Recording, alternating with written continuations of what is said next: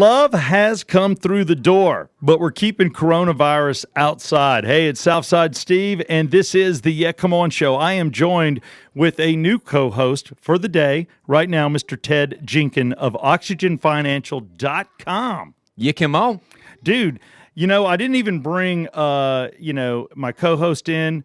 Tyler Maynard is here, but I've told him to stay away from me. My company does not want me to come in contact with anybody as a broadcaster, but since you donated the equipment to Rock 100.5 and Oxygen Financial and Ted Jenkins are the only reason we're on the air, I was told I could be around you. Does anybody really want to come in contact with Brett Barney? I mean, period. I mean, especially when the coronavirus is going around. He's on a permanent quarantine. I know he's like a little golden shaved bear. He's the size of a bear, but without all the hair. I was wondering, Steve, after seeing all those videos, was this his time to regrow his chest hair after it was getting ripped off his nipple, or no? Yeah, see, a lot of people, and that's interesting. What Ted's leading to is a brand new segment the Yeah Come On Show is going to offer. It's called a spot on the couch. Oh my God! And a spot on the couch has Brett Barney shirtless, and it's where we take a guest and we talk for about 5 minutes, and the mic gets ripped off his chest, and he does have spots of missing hair. I want to tell everyone who's listening to this that it may be the greatest 5 minutes that you ever see of anything that you've ever seen.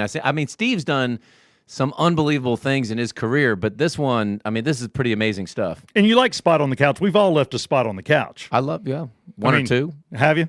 But not me. Maybe the people I was with, but not me. Now that you're married and you love and you have this beautiful wife and you live in a castle, which, by the way, I love the moat. I mean, you do? Oh, dude, the fact that you put in water around your property to keep people out, awesome.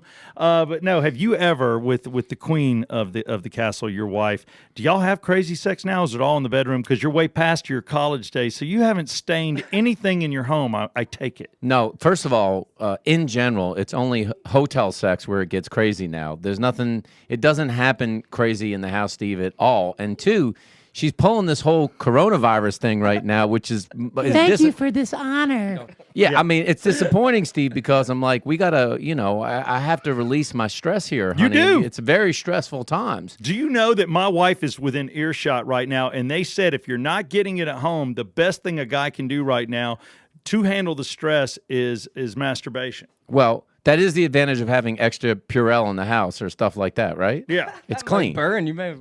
You think it'll burn? What are you, from like experience here or something like that? Yeah, Tyler Maynard. As long as there's no chafing going on, I think you're okay. Here's the problem. Tyler Maynard, our leftist over here, is having sex with every girl in Athens that has hair under their armpit. And God only knows how many diseases you're spreading. That's why do not touch my child while I'm here, okay? And I only came in here for an emergency Yeah Come On Show segment. We're going to introduce an older segment, but I just wanted to put you over, Ted. And, we were talking about the jobs and things, and people are worried about money, or they're worried about food or toilet paper.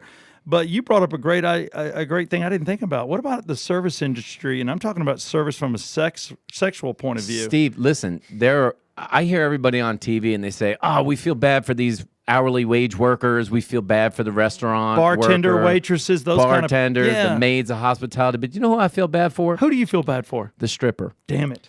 Because the other day, the only way to do it really is that I had a stripper on my computer screen and I was throwing dollar bills at the TV screen, and it made me feel like I was close. It was my practicing social distancing, Steve, is throwing TVs at the stripper that was on a video on my computer. You're doing the right thing, and who knew? You need PayPal or something, right? Like, yeah. You got to tip them somehow. I mean, these girls, you talk about cleaning the poles. I think all poles have been disconnected in strip clubs, and they've been taking in for superior cleaning. I'm going to bet you they were like high-end disinfectant. But if you go this one forward, Steve, they have not. This is the thing I wanted to tell you is they have not closed yet the brothels in Nevada. Really? No, they haven't closed them. But the rumor is that if you want to have sex, the only two positions you're allowed to have is doggy style or reverse cowgirl. That's it.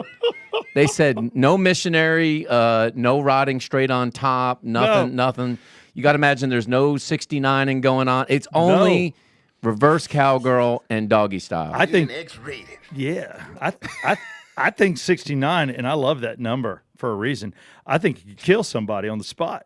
I mean, that's just got to be bad. Immediately. I mean, immediately dead. Yeah. I mean, but all right. Well, I never thought about that. I'm glad you brought that to light. Don't you feel better now? I do. And you know what? In the brothels and everything, reverse cowgirl, it's not personal, but it still feels good. It still feels good. It's not bad. Yeah, and a missionary, I mean, it's not quite 6 feet. Nobody's that big, Steve, but No. it's big. And if you're big enough, you got maybe 4.5 inches or whatnot. Well, I just want to tell you that my wife and I got away last weekend when it was still cool to get away at Chateau Elan. Now, if I go on vacation, I'm a piece of crap. They're like, way to go, disease spreader. But last Saturday, literally 6 days ago, it was okay. But my wife and I, because we're in a hotel room, I'm like, we got to have sex. So I'm sitting there, and I realized that we were at a safe distance because my wife is 27 weeks pregnant.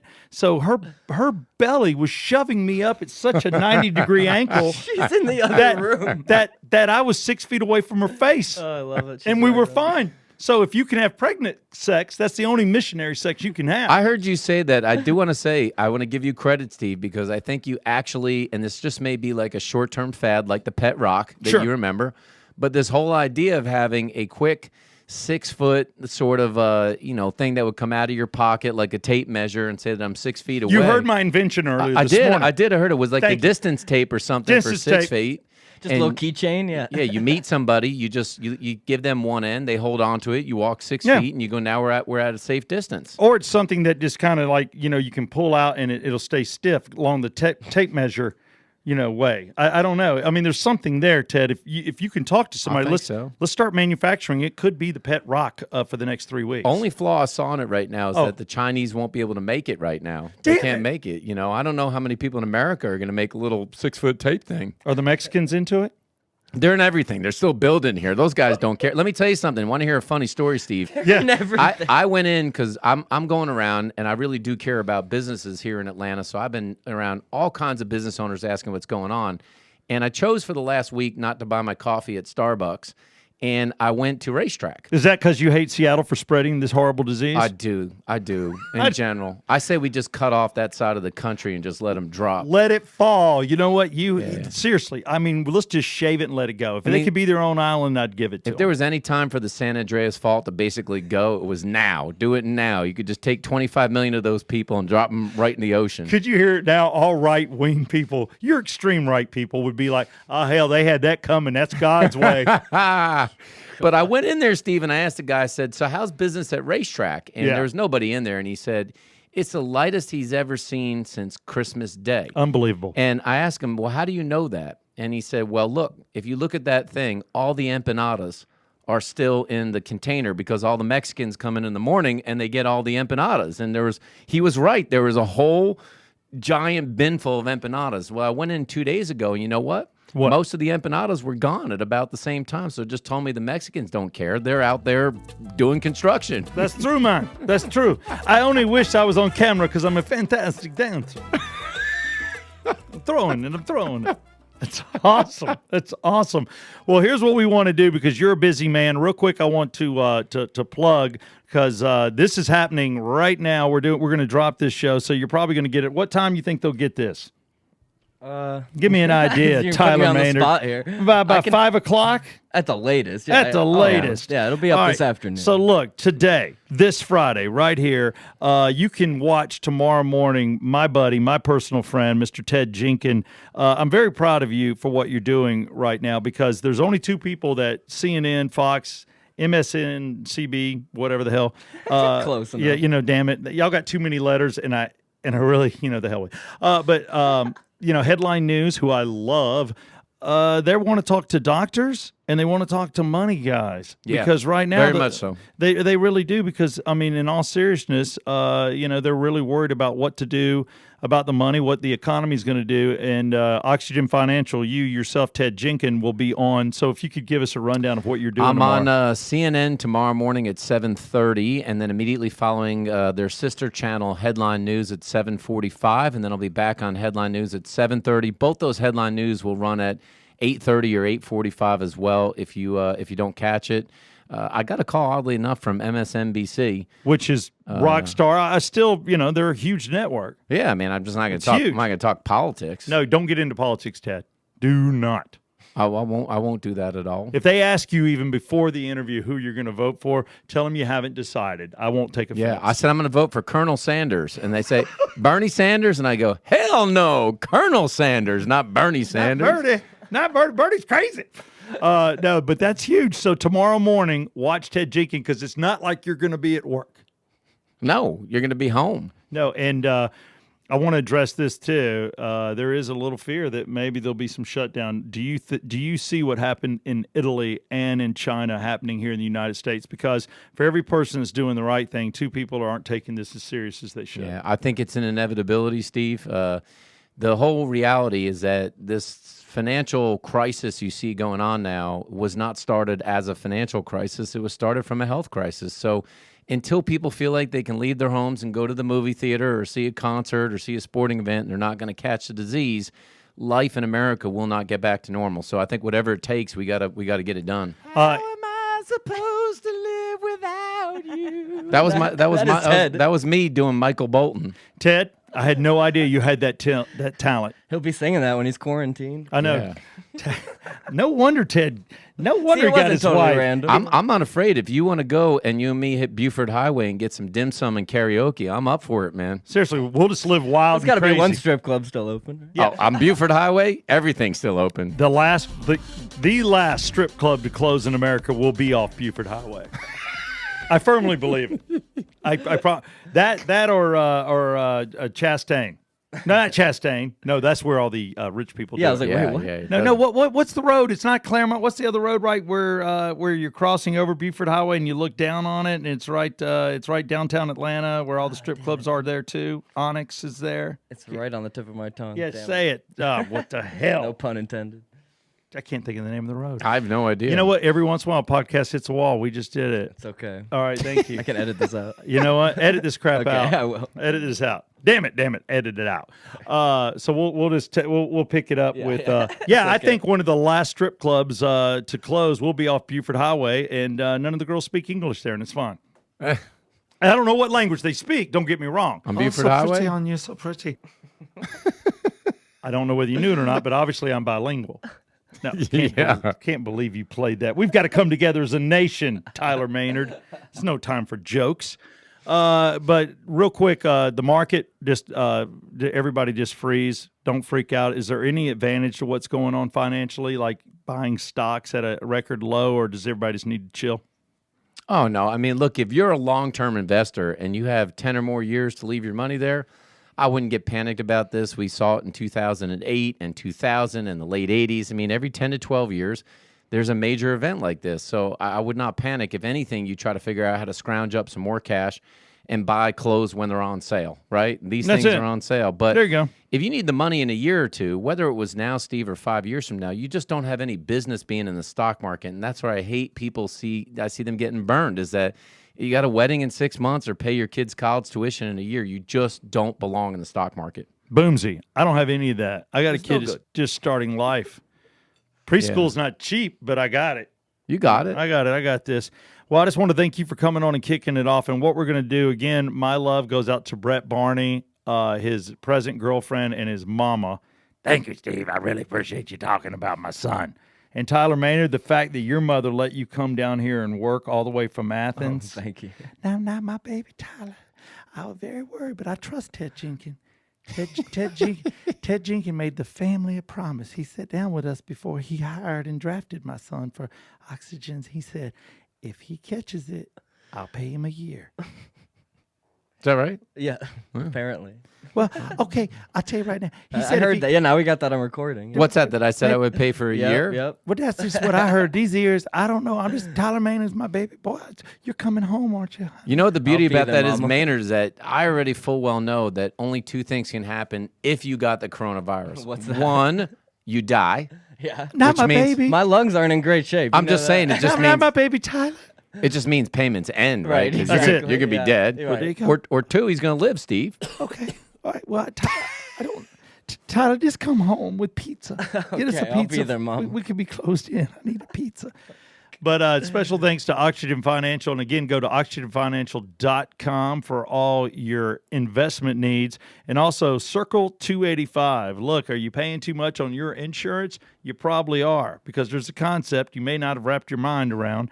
When you go with these big companies, there's people that do the right things and people that do the wrong things. There's a guy out there that totals his car 3 times a year. He's already had 2 roofs put on his house. And then there's you who does it right. So go and get a quote from circle285.com, and you'll probably find out if you're a good person, your rates are going to drop immensely, and they'll place you with the right type A company, circle285.com. And lastly, I want to throw it to David Markwell, and this is Ridgeline Counseling, one of our brand new sponsors of the Yeah Come On show. We're going to show you a quick commercial of David Markwell, friend to not only the Yeah Come On show, but Bailey and Southside on Rock 100.5. And then I'm going to give you my buddy, Mr. John Rocker. If you missed it, this is one of the first podcasts we ever did with the Yeah Come On show. Hopefully you're entertained. Special thanks, Ted Jenkin, coming to you live from Alpharetta, right here at Oxygen Financial Studios, the Yeah Come On show.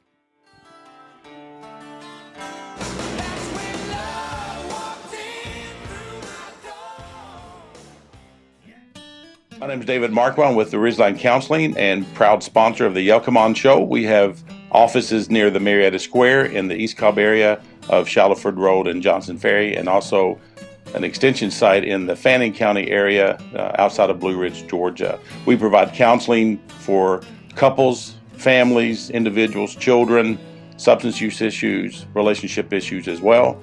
We accept insurance, provide all the professional counseling that you need, have 6 on staff with me, so we definitely can meet those needs for you as well.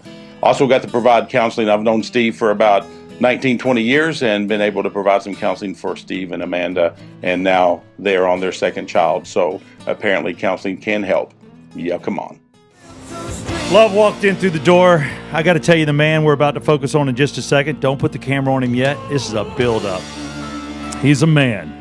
He's a force to be contended with. Born in Statesboro, Georgia, if I'm correct. Grew up in Macon, Georgia. Drove a Corvette in high school. Wore tight jeans. Picked on the weak. Camaro. And high-fived the strong. All right, drove a Camaro. Then he found... You really drove an IROC? No. Jesus, you were in a Corvette. I know you were. You look like Corvette. Chevy Blazer, man. Whatever. Small tires. That was a good old boy. And then he gets into professionals. Oh, yeah, he does. A professional baseball player because he can throw the heat. Then he plays for the Braves, and he's like real live major league. He sprints onto the mound. He wreaks havoc on the professional baseball league, I would say. One train and then batteries thrown. Darts, too. Darts were thrown. And Wiener shown. Yeah, wieners have been shown. I've seen him naked several occasions outside. Other wiener, they've shown me their wieners. Yeah, outside of the locker room. Only once in a hot tub. I don't talk about it. And then, the guy is all over. He's in the news. He's an actor. He's an independent actor in a movie called The Greenskeeper, and that goes. As a matter of fact, that was featured in Golf Magazine 2 months ago. I didn't win shit for that either. No, you didn't. Robbed. And the directing, I think it was the directing was horse shit. Maybe it was the director's issue. And then on the ticker tape on CNN, I see your name being featured in a golf movie that I'm in that I drug you into. And then, like myself, you went through a tragedy, and I will say losing your father was probably one of the toughest things you've had to do. And then I think you took a step back after baseball and your losses and everything, wrote a book, Scars and Strikes, by one John Rocker, otherwise known as Ball Game. And the Steeler. Very beloved phrase, yeah, come on. Yeah, come on. I will tell you that you call me Ball Game and I call you Ball Game and nobody else calls me Ball Game but you. I don't know where I came up with that. I don't know. Ball Game one day. He just does it. I was probably drunk. Were you? Probably had a couple. Probably kissed you on the mouth, called you Ball Game. He did. I don't know where it came from. And there's one thing I get wherever I go. It's, hey, man, what's John Rocker up to? And what he would get. I got 4 or 5 of those literally, I think, at Otis's tournament. Your thoughts, Steve Rickman?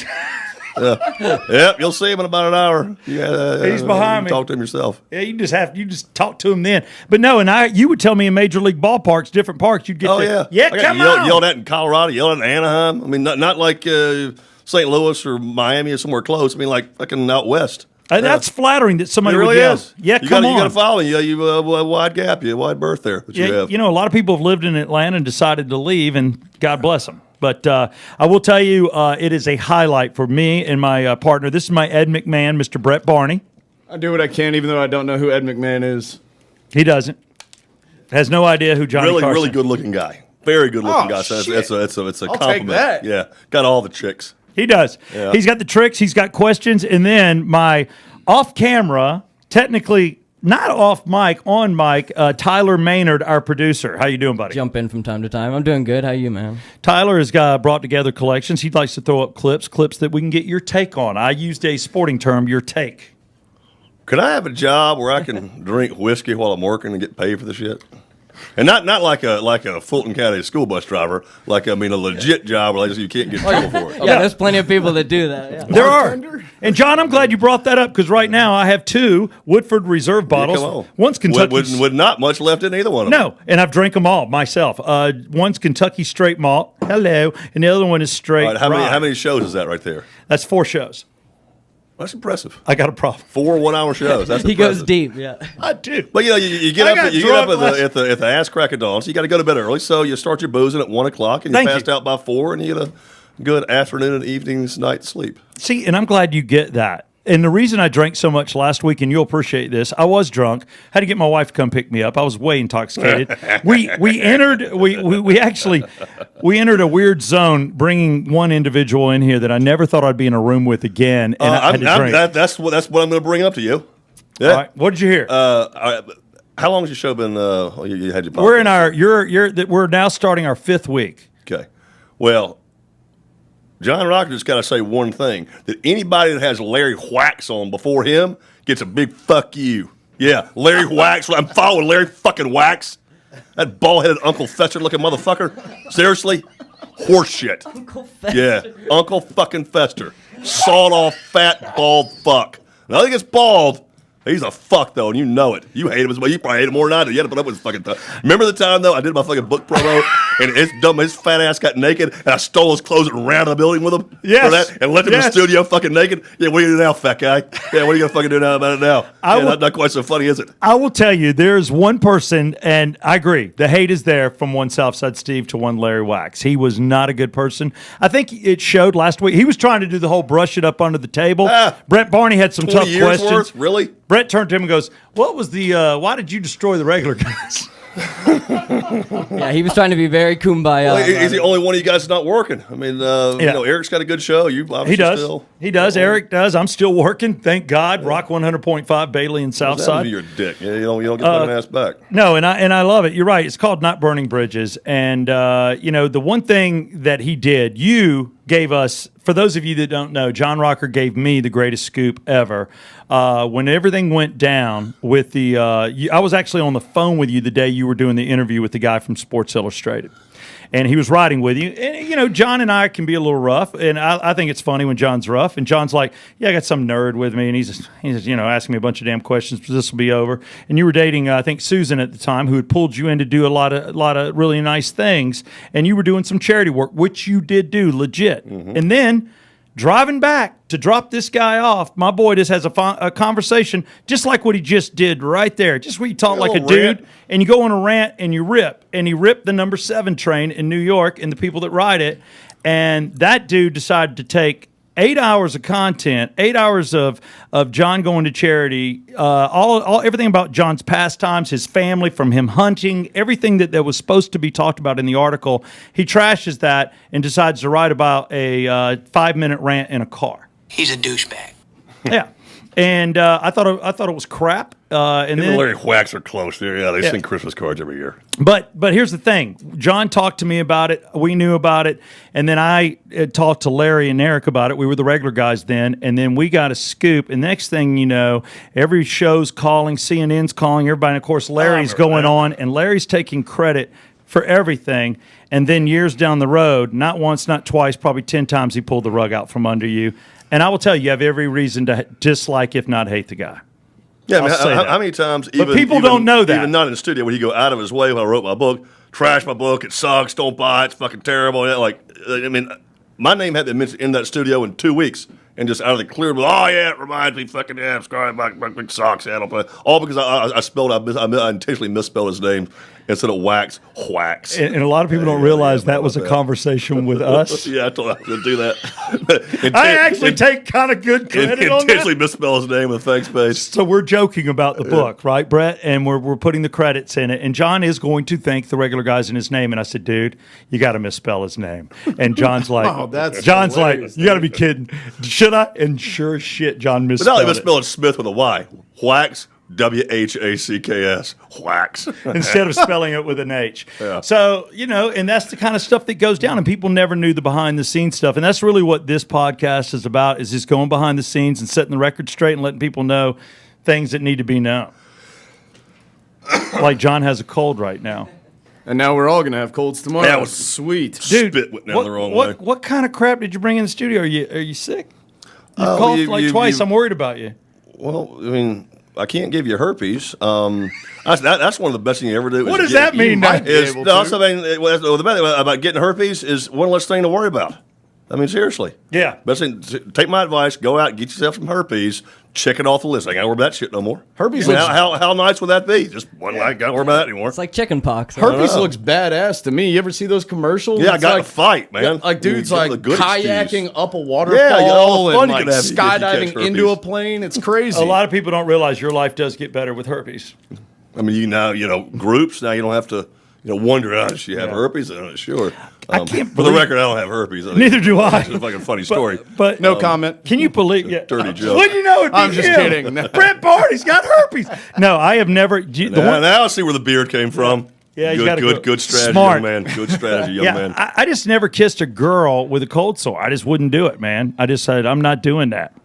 What's up, dude? Where? We got a guest coming to grab a briefcase. Real quick. Hey, in the future, can you get your shit out of the studio so you don't? I mean, we're trying to do a show here. We'll edit this out. We'll edit Cut, this. I told him to retake. come in. He had to get it. Yeah. Damn. We'll, Do we edit that out yeah, or leave it? We'll cut it out. All right. It's up to you. Part of me doesn't mind leaving it. Yeah, we Maybe- float. Yeah, maybe cut the I would herpes totally part out. leave that. All I wouldn't right. cut It's up anything. to you guys. Let's leave it raw. All right, Next it's show all will be John Ray Mitzi has herpes. Oh, No, I don't neither have one. herpes. Nobody on this show has herpes, but we have seen that if you catch it, your life improves.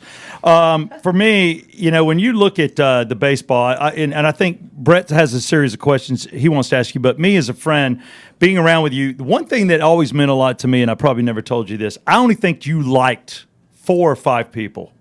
And I thought I was one of them, and it felt good. You still are, little buddy. I know, but it just means a That's lot. why I feel really bad about oops fucking up on the Christmas thing this past year. I still feel bad about that. Yeah, John was going to come on, and No, it was coming to the party there. Yeah, we have a gift party at, wrapping. whatever. Yeah. yeah, it's our Christmas party, and No, we I do just gift totally wrapping. flaked. No, I've got no excuses. Just totally flaked. I still feel invited like you. shit about that. But John had me appear to do a roast, and literally he told me if you don't show up, All my friends still fucking talk about your stand up. was it good? Oh, dude!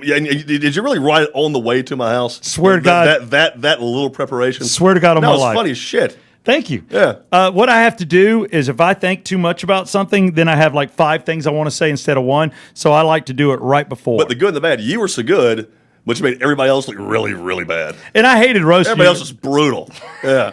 No, it was funny as hell though. I know, but it was all. And the good thing is, that's the thing I love about you is thick skin. We can say anything to each other. And he literally told me, he left me a message. He goes, if you don't show up for this, I'm never doing a fucking thing you asked me to do again. And I looked at my wife. I go, he's not kidding. And then the next thing he asked me to, I missed it. Yeah. They're like what, a month and a half later, oh, definitely, I don't fucking show. Dickhead. I heard you made somebody cry at this. Oh, did you spill something? Okay. You wear glasses now? Oh, there's sunglasses. I need some. Sunglasses. I'm fighting it. I'm fighting it. I'm definitely fighting Can you it. see this? See that? See that? If it I was would never- if it had letters on it, I couldn't see it. What do you got? Or if it was your penis. See, that's not. I will tell you, the first time I saw your penis, and I can say this, Remember exactly where you were, what time of day it was, I do. even what you were wearing. I do, and I'm going to tell me if you remember it. Was it next to your penis?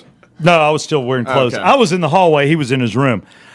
when John was in New York, I used to love to answer the door naked for room service, whomever. he does Yeah, it. it's- I don't think he knew it was me. He was naked. Opens the door. But John was in New York, and what a lot of people don't realize what John went through, again, over, some guy trying to make his stake in the world on Sports Illustrated. And honestly, saying if you heard it in context, if you heard the entire sentences, the whole paragraph, the whole 8-minute conversation it was talking about illegal immigration, a border wall, something like that. If you heard the whole conversation, basically was not too dissimilar from what got Donald Trump elected. Yeah. Minus a couple of the homophobic comments, which I don't condone those. No. But everything else, honestly, it was basically what got the same concepts of what got Trump elected. No, you're exactly If right. they were in their entirety, nobody would have, the hard left would have been like, racist, homophobic. Hard left would have hated you. The From light left. the middle to the right, been like, yeah, I get it. What's the big deal? Yeah, no, and you've not been shy about that, and it's one thing if you're voting for a left, anybody, and I know we got left and right listeners, but if you're for the left, you get to put bumper stickers on your car. If you're a left listener, Yeah. fuck you. These views and points That didn't take long. don't See, necessarily. you don't have any liberal fans ball game. Probably don't. You don't. I'm not. You have a ponytail and come on. I know. So, no, that's Okay. You're not a fanfare. Truth Mr. be Liberal. told, in 76 or 77, I forget the election. I think 76. I voted for Ford and Dole in 6th grade. I was the only kid. Everybody voted for Carter, but me. Ford Dole, Bob Dole, Bob Dole and President and Jimmy Ford. Carter. Jimmy turned out well. Yeah, Jimmy Carr probably. Jimmy's such a nice guy. He really is. I would say probably we all love you, Jimmy. 4 or 5 times a year, Jimmy would walk me from the clubhouse to the bullpen. I would walk to the bullpen with Jimmy Carter. No, and you know what? Hell of a nice guy, just a horseshit president. Yeah. Do you think he was too honest to be president? Or do you think he had a view of fantasy land that couldn't happen? Just too soft. Just Too soft. Yeah, just not in touching with reality enough. Yeah, I think you make a good point. And that's why everybody. I mean, Ronald Reagan. The only shirt I wore, and I wore it last week. I wore my Reagan Bush shirt, but I can get away with that. Yeah. Everybody loves Reagan. 84. Yeah, baby. 1984. Yeah, come on. But no, when I saw John naked, just getting back to that, he was in a room, and I go into the hotel. Now, John's not riding with the Atlanta Braves. He's in a vehicle behind the Braves. At the park, at Shea Stadium, there are 7,000 cars that can't park, and every New York City police officer has to work because somebody's worried about snipering you. They think somebody's going to shoot you. We had bomb dogs come to the fucking clubhouse. Because of John Rocker. You think this country's not a little messed up to get that upset over somebody going, yeah, spike terror, this or that? You know what? Baseball players, I'll tell you right now, they're the most homophobic guys in the world. They are. Not untrue. I mean, that's dead serious. I don't care who your favorite ball player is. You go in the locker room, they're the biggest homophobes in the world. And it is the way it is. You grew up in that culture, And, we won't even get into that. I know you have gay friends. You like Brett. That's all my friends. Always have. No, but you know what? I like his body. But nobody cares. I mean, we all judge the person, but when you say something, somebody jumped on it. But I went up to his room, so he's under so much security. I have to go into an elevator that only John Rocker and an entire hotel can use. I have to go to a guy that lets me in the elevator, and he's given my name as somebody that can come up. Then I come out of the elevator, there's a security guard. Then I go down the hallway, there's a security guard outside his door, and then when I knocked on the door, he answered naked. And then wave the security guards. Yes. Hey guys, want to see my penis again? How you going? So true. But when you look back on all that, and I hate it, that's not what John Rocker's all about. John Rocker, I mean, you achieved something that nobody else does. You pitched in the major leagues and you pitched well. But what would you say to all of that? How has that affected what you've been through, your book writing and everything you're told, the toll it took on your family? I mean, is there a summation? Is there anything you can say? Because I know that's the one thing people would love to hear from you. Just maybe jaded as shit. Definitely, all the stuff you're seeing going on with Trump right now, and just how the left is just will not fucking let up on about, just every day it's some new subpoena, it's some new investigation, it's some new check his taxes, impeach him. I mean, again, another aside here. This is like a whole interview of asides and never a straight topic. Impeach on what grounds? Can anyone tell me that? What grounds? What's your excuse? I don't know. It is always. But you got there's an impeachable He's offense. vile. He's race.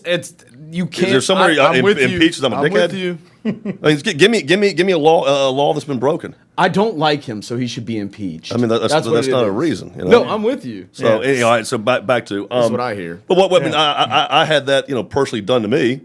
Back in 2000 till I retired, 05 or 06. The last I checked, I think there was like 4,000 plus print, not radio. Larry Wax, go fuck yourself, Steak Shapiro, pound sand. Radio, TV, whatever. There was 4,000 articles written about me, all fucking negative. I mean, and saying the same half a dozen, shithead comments, 4,000 of them in about a 3-4 year period of time. I mean, it's similar. It's of course worse for Trump because he's a much bigger threat and he's most powerful man in the world. But just as a fucking baseball player that pops off about illegal immigrants and assimilation and things like that, which a lot of people are really starting to agree with now. Yeah. I mean, for 4 or 5 years, it made me a jaded, just belligerent fuck. I absolutely despise. I created T-shirts. I've sold quite a few. I wore one. I'm going to tell you about.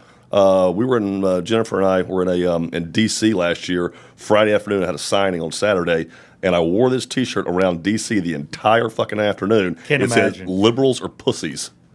I made them myself. Got a bunch of them. Anybody wants one? TheRealJohnRocker.com. Also have one to say liberals suck on it, too.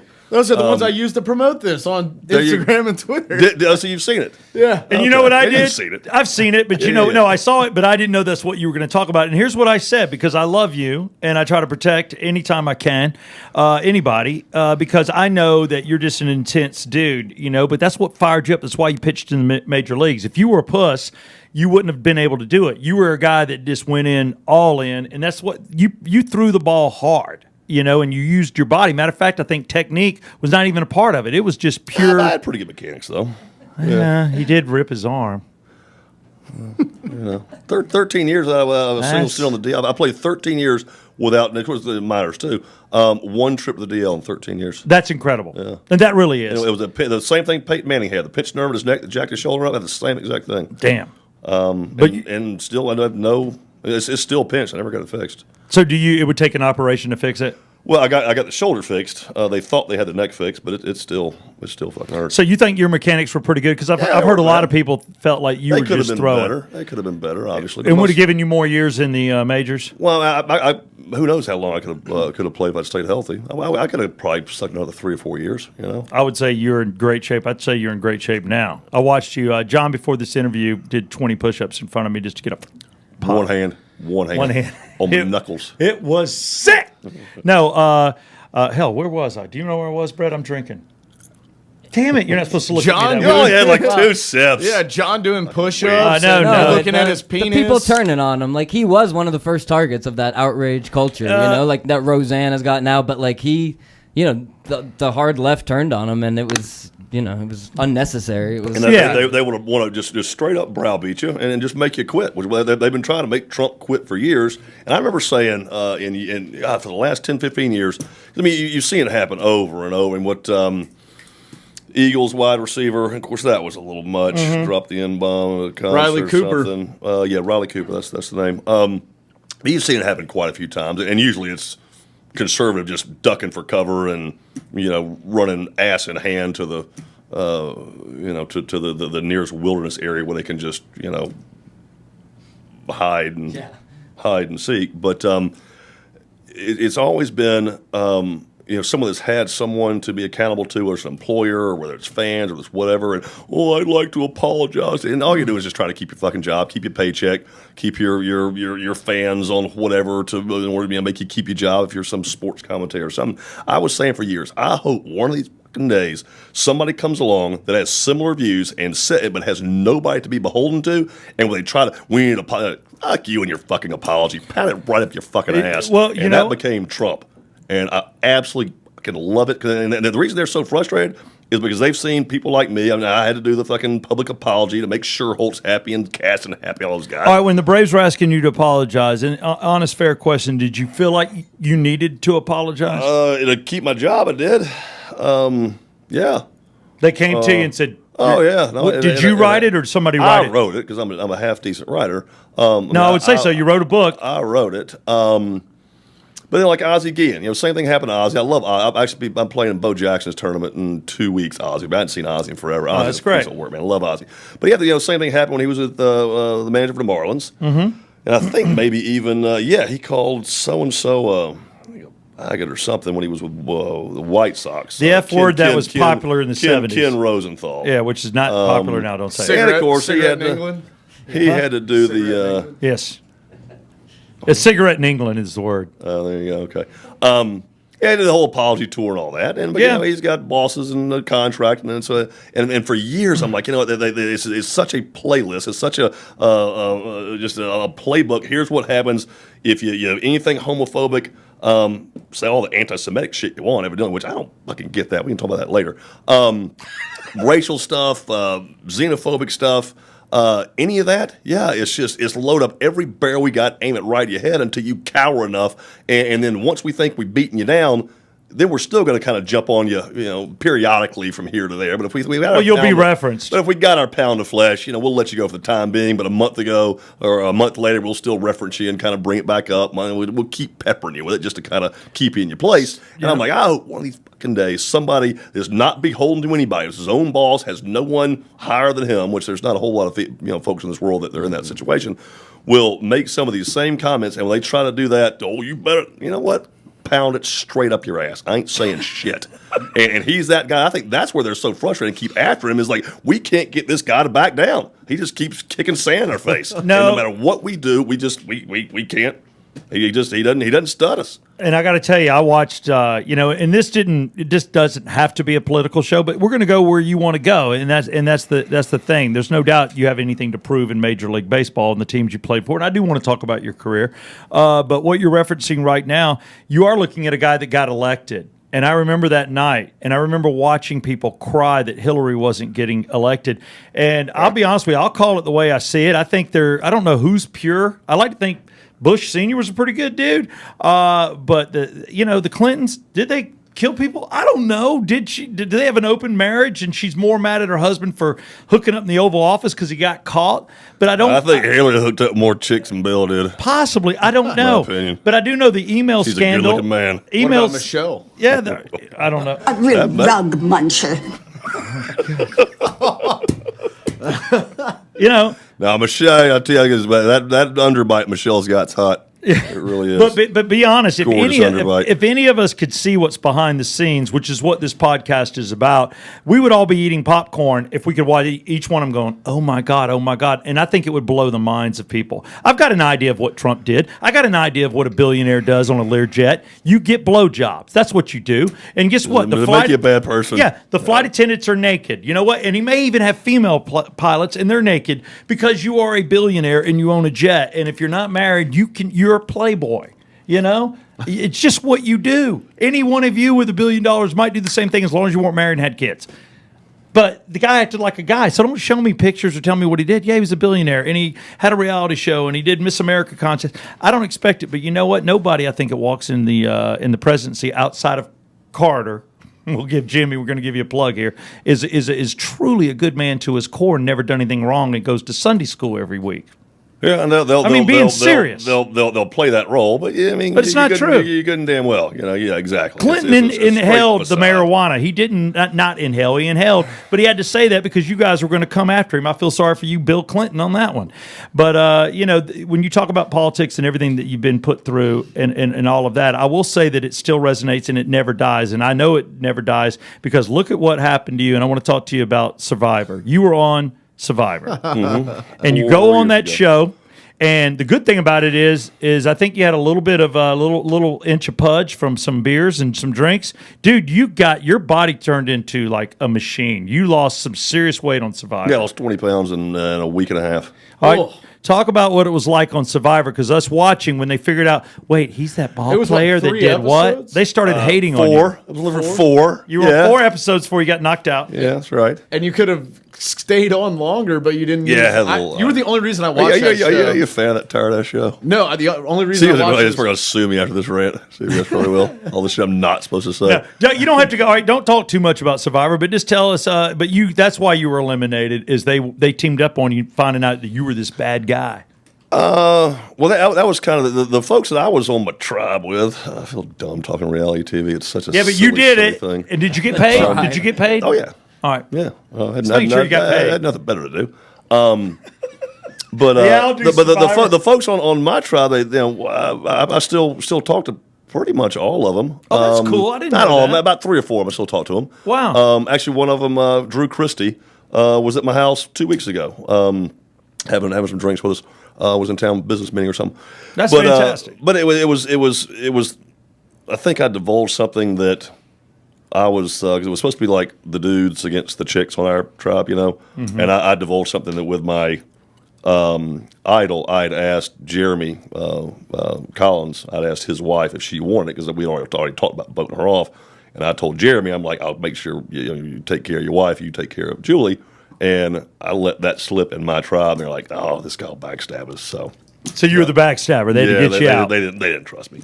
But the thing was, again, lost 19 pounds in 11 days. When they voted me, I'm like, fucking God, get the hell out of this fucking place, man. Oh, it was brutal.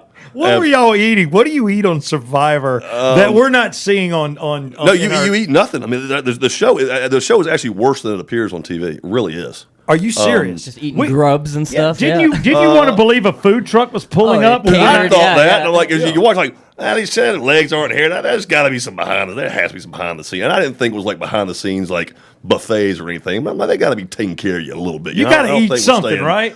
We had coconuts, which coconut milk is actually pretty good. I've become very fond of that. I hear it tastes like semen. And put it in. I'm just gonna throw that out there. That's why I won't You drink hear? it. No, I've been told that by girls I date, and that's why I won't drink it. I've firmly said this multiple times. Yes. Well, I multiple keep recordings. smelling semen. Speaking of that, you're not farting, are you? No, I wish. Tell you, this podcast is killing it.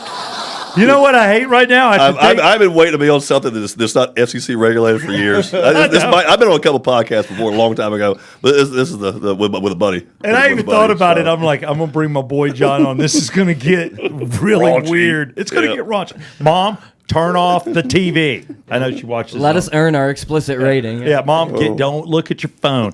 I want to thank our sponsor right now. I just want to say we want to thank Oxygen Financial. This is where we're located. These are our studios for the Yeah Come On show. Ted Jenkins is your man. I invest my money with him. John, I think you should too. And Ted Jenkins, oxygenfinancial.com, home of the shrimp tank. So feel free to watch that too. Special thanks to those guys. And Ted, thanks for your liquor. Looking for Woodford to sponsor the show, though, if you want. Thank you. Jack Daniels. Free plug now. Yeah. I mean, what else would you think? There is Jesse James Dupree. I thought about getting Jesse's liquor up in here, too. I haven't had him on yet. And the only reason I had Wax on, just to apologize to you, is that I was at a party that he showed up on, and I talked about the podcast, and he was only available last Wednesday, so that's what happened. He didn't get thrown out. I left. Must have been a steak Shapiro. Can we bring this back to John drinking cum? No, John. Oh, that's where he left this. Yeah, like you got we. I know I'm on a got way podcast, but God, sidetracked. this stuff goes too far. I mean, damn, an occasional F-bomb, but please. No. And all the gargle I ever swallowed. Oh, my God. I don't know what that makes you. A sampler. That was the grossest thing I've ever heard in my life. Possibly. Can we watch one of your clips and get a feel for one John Rocker? You know what I don't know, my brother? Your middle name. Lloyd. Yeah, Lloyd, L-O-Y. L-O-Y? Is my granddaddy's name. That's awesome. John Loy. That's a good old 1930s redneck name. Actually, 19 probably teens. Yeah, it's grand. John Loy Rocker. That's right. God knows. All right, right now we want to pause. We've got some. I just want to get your take on what we're seeing here. I'm going to keep using take because it's great sports. Don't you hate that in sports and news world? Take it's a bad word. What's your take on this? I don't have crutch words. I just say crap. Are shut out by the combined pitching of Glavine, Reminger, and Rocker in a 1-0 Atlanta win. The final score: the Braves 1 run on 3 hits. So disappointing. Where Rocker, I love the tongue. the closer, continues to get it done. He's perfect in the postseason. Where's that face? I love it. And Rocker, the closer, continues to get it done. He's perfect in the postseason. In the 6 games he's pitched in, he has picked up 3 saves. Great celebration pose. Take some more juice. And then this is Game 5. Here we are in Game 5. How's it like pitching in this rain, man? That's got to be sucks, man. I hate it. Center field, Andrew Jones. Andrew Jones is back. So gracefully, he takes it. How skinny Andrew is there. I know, dude. He ain't that skinny now. He's eating a couple. He's got tattoos on the back of his legs. I noticed that. Bobby comes Cox out to greet you. Yeah. Now as Melvin Says Moore good job. comes to the plate, Bobby Cox heads for the mound. What did Bobby say, John? He says good I don't know. I pitched like an inning, a third, inning, 2/3. Here comes the chorus. And Rocker walks off So good. to his usual chorus of hisses and boos. Look at him looking at him. So Cox just wanted him to face Ventura. He's now 0 for I love 6 John lifetime right here. against him. And now he removes him. That is great. Did the Braves ever talk to you about your antics, or is that just personality on the mound? Bobby didn't mind that? No, I didn't say shit. He didn't? Never did. People don't realize you go into the locker room, and I was privy to that for many, many years, but Bobby just like walks around in his underwear with a cigar and his flip-flops, and just a laid-back guy. You still in touch with Bobby ever? You talk to him? I know he's been having those health issues. Yeah, see him at events. Do you know how let's see, I talked to Greg McMichael Monday. No. Monday? No. Friday. And saw everybody yesterday. I hadn't heard from anybody how Bobby's doing. I haven't either. Nobody knew. In the golf tournament, John and I just played in Otis Nixon's golf tournament, which great calls. Kids, all he wants kids and police to get along, and he's letting these kids at a young age meet police officers, and he's giving them a chance to have a shot at things like sports and education outside of stealing or doing drugs, and letting these kids in the inner city know that the police aren't the bad guy and building a relationship. That's what his charity's all about. But, man, he had everybody out there. I know you played. Yeah, it was a good tournament. Andrew Jones was there. Chipper Jones was there. I played with Freeman. Maurice Freeman, who played for the Braves. Marvin. Did I say Marvin? Close. Yeah, it's Damn totally it. him. Same Maurice. difference. Yeah. You know what it is? I looked at Freeman. That's probably his middle name. It's Maurice. It's Marvin. Maurice Freeman. No, when I played with Freeman, I even said Freeman, I said, damn it, I don't remember you. I don't know how I don't. He was on the World Series That was team. very flattering. Pretty sure he was, yeah. I still remember this. He probably was, because I was drafted by the Braves in 93. I didn't sign. I dicked around all summer. I was going to play at Georgia. And about a week before school started, I went to Athens, got my class schedule, my orientation, went through all that. And Sherholtz invited me up for a pre-draft or a pre-game workout, September 1st, something like that. I don't remember when it was. And I did to throw a bullpen with Leo, and Marvin was throwing in the bullpen right before me. I still remember being like 18 and going, that's a big fucking donkey right there. Marvin is huge. He's like 6'7", and let me tell you, the dude can play golf, bro. Pretty good. Oh, he's pretty damn good. I've only played with Marvin. Me, him, Otis, and Marquise played last year in the alumni tournament. Yeah, he's not bad. He's not. I mean, he was hitting the ball about 260, 270, but I was also playing with a guy that was a former track star, won the gold medal in 76 on the relay team, and that would be one Harvey Glantz. And Harvey was playing from the white tees on our team. Yeah. We were at the back where we're supposed to be. Driver/pitching wedge all day. But he's allowed to because the guy's over 60. Yeah. They said anybody over 60 in this tournament can hit from the whites.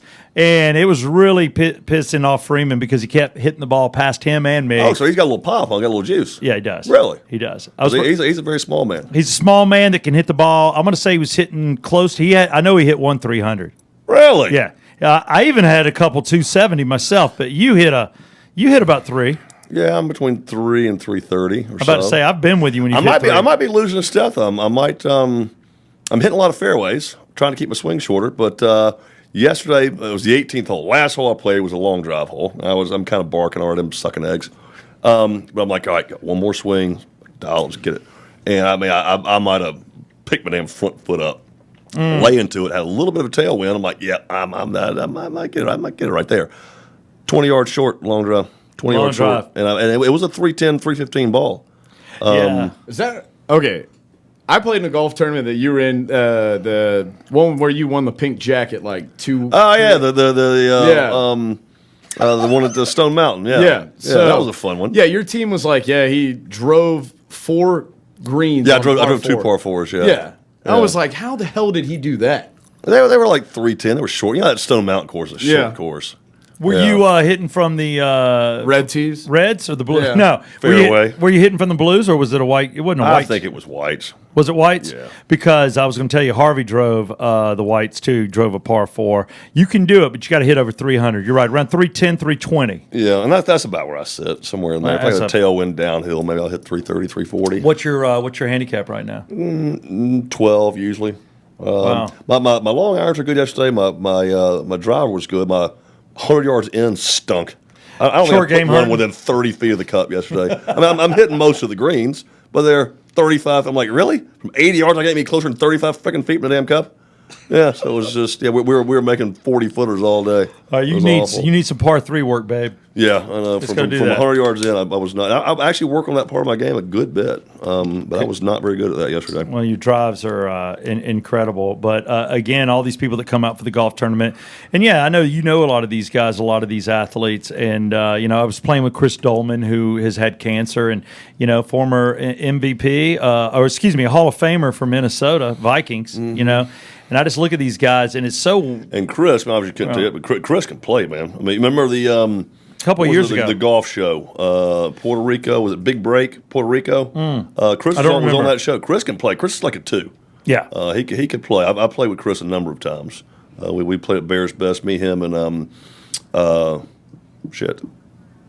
brain farting DB for the Jets. He'll kill me if I'm not. His name. What did you do worse than Maurice Freeman? No. Good God, I can see his face. I see him at the gym once a week. Idiot. Marvin Freeman, I love you. I'm sorry for the Maurice. But anyway, we Rocker can't think of the Jets guy. I'm so sorry. Who? Anyway, this is electric. His numbers. This is not good radio. Victor Green, thank you. Victor Green, thank you. You know what it is? This is an unedited show, and I will tell you, you're dying to edit me, and I just don't like being edited. I'm not dying at all. Yeah, you are. You can't put baby in a corner. Hell no. I come from the world where people are very careful of what they say, so I'm glad that you don't want it. Hey, off the record, are we not being careful enough? No, you. All right, how about back in the day? A couple times when Whack, so he such a fucking dick to me, and I would just start dropping F-bombs and GD on the fucking regular guy show, and would just dump me, and we got a commercial break, and he's like, dude, we only got like 10 seconds of dump. You better knock that shit off. And it's like 8:30 in the morning. You see like an hour and a half left of the radio and 10 seconds of dump left. I'm like, well, you stop fucking around, or we're gonna eat up all that dump. Then you're gonna be fucking screwed. And nobody's going to kick you out. There is. I mean, back in those days, the regular guys, it got a little out of control. And I'll never forget the time John comes in and he's there for his book, Scars and Strikes, and he's got his entourage with him, and Larry gets naked in front of you. He's naked. Which I thought was pretty funny. I'm about to say, I'll tell you based on his. I horse laughed for about a minute. Yeah, the way he looks, I couldn't believe he did it. Yeah. I'll give Horrible him body. credit Horse to you, shit Larry. body. The fact that you'll get naked in a studio. Your and show body is something. horse shit. Don't let anybody tell you any different. It stinks. But the guy's got balls. Well, And then- Humpty Dumpty. But you couldn't see them. Yeah, you couldn't see him. God, it was bad. And then we did. God, how many roasts have we done? We've had some fun on some roasts. I caused you some grief once on a roast. Didn't in the back of the room I said things I shouldn't have said? Probably. I apologize. But I love you. I'm enjoying this. Yeah, we did the roast of Larry. That was fucking fun. Yeah, we That did was a roast funny him. thing. That was fun. This is just, it's such a flashback. I love talking about all this stuff. Are you okay with it? Oh, I'm cool with whatever. All right, you're good? Hey, keep to yourself, McMahon. You're not the entertainment here. I mean, I would have let you sit closer to him. We could have held hands. John and I love. I was jealous when Steve got married. Y'all I are know. two long humans. So, I know. I mean, this table should be nothing. Yeah, and what was bad is I was in a situation then too because Larry, and I know you're still frosted, but Larry was going to be at the wedding because politics. That's why you were there, dude. And and they were so at each other's throats that I knew John would probably hit him at my wedding. And I'm like, Rocker, he'll be okay. And I should have called you, but I just didn't. I only had a few personal friends I could invite, but I had to invite the entire morning show. Yeah, you couldn't. That's when you guys were still on the air then, weren't you? Yeah, we were still on the air. The whole group. Yeah, we're still on the air, and you got to do that. It's a business move. It's like you would have to invite Bobby Cox over me. You would. I did run to Larry at a Hawks game about 3 years ago. How did that go? That was entertaining. Yeah, it was some chick, oddly enough. Looked like she had like real cloudy, like milky eyes. probably a couple of cataracts or something, which Sounds makes hot. sense why she was with Larry. Anyway, though, he was sitting. She had cataracts. Yeah, you know how to get kind of milky, like glaucoma glossed over. So I imagine she couldn't really get a perspective of how fucking horseshit ugly Larry is. I got to treat more. Fester.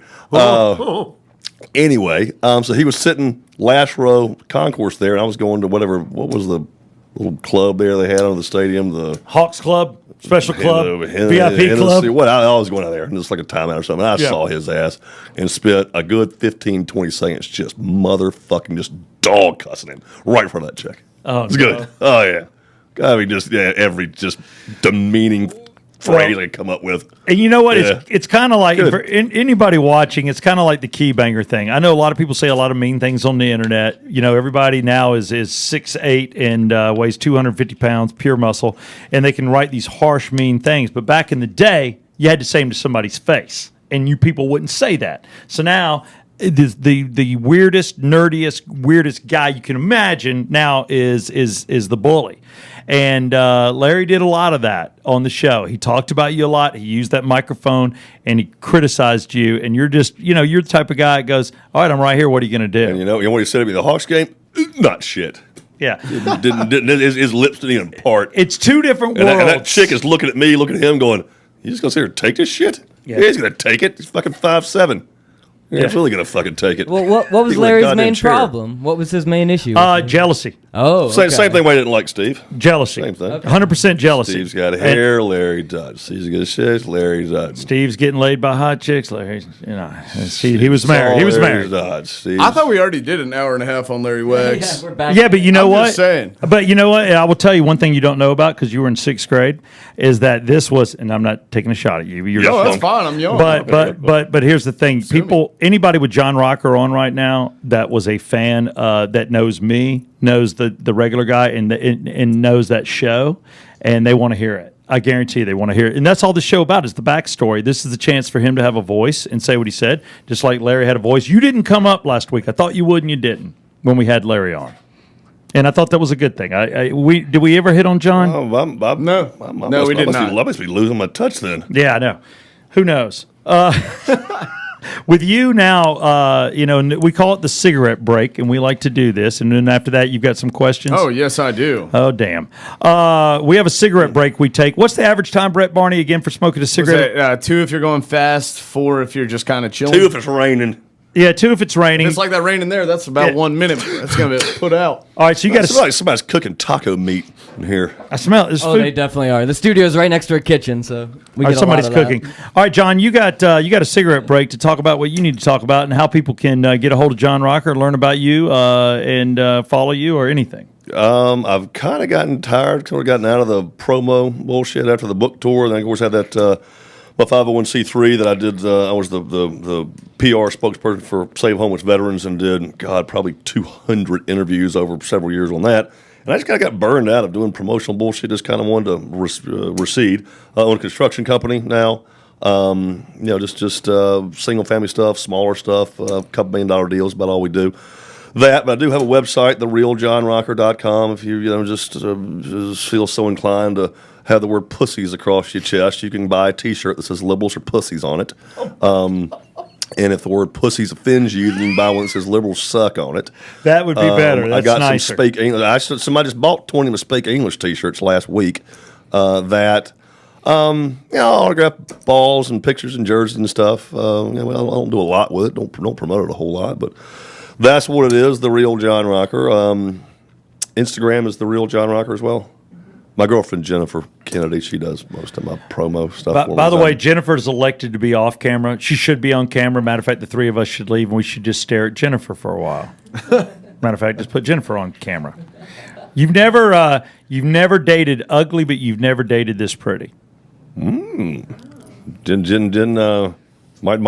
talk her into sitting in that chair right there. A little brown nosing thrown your way.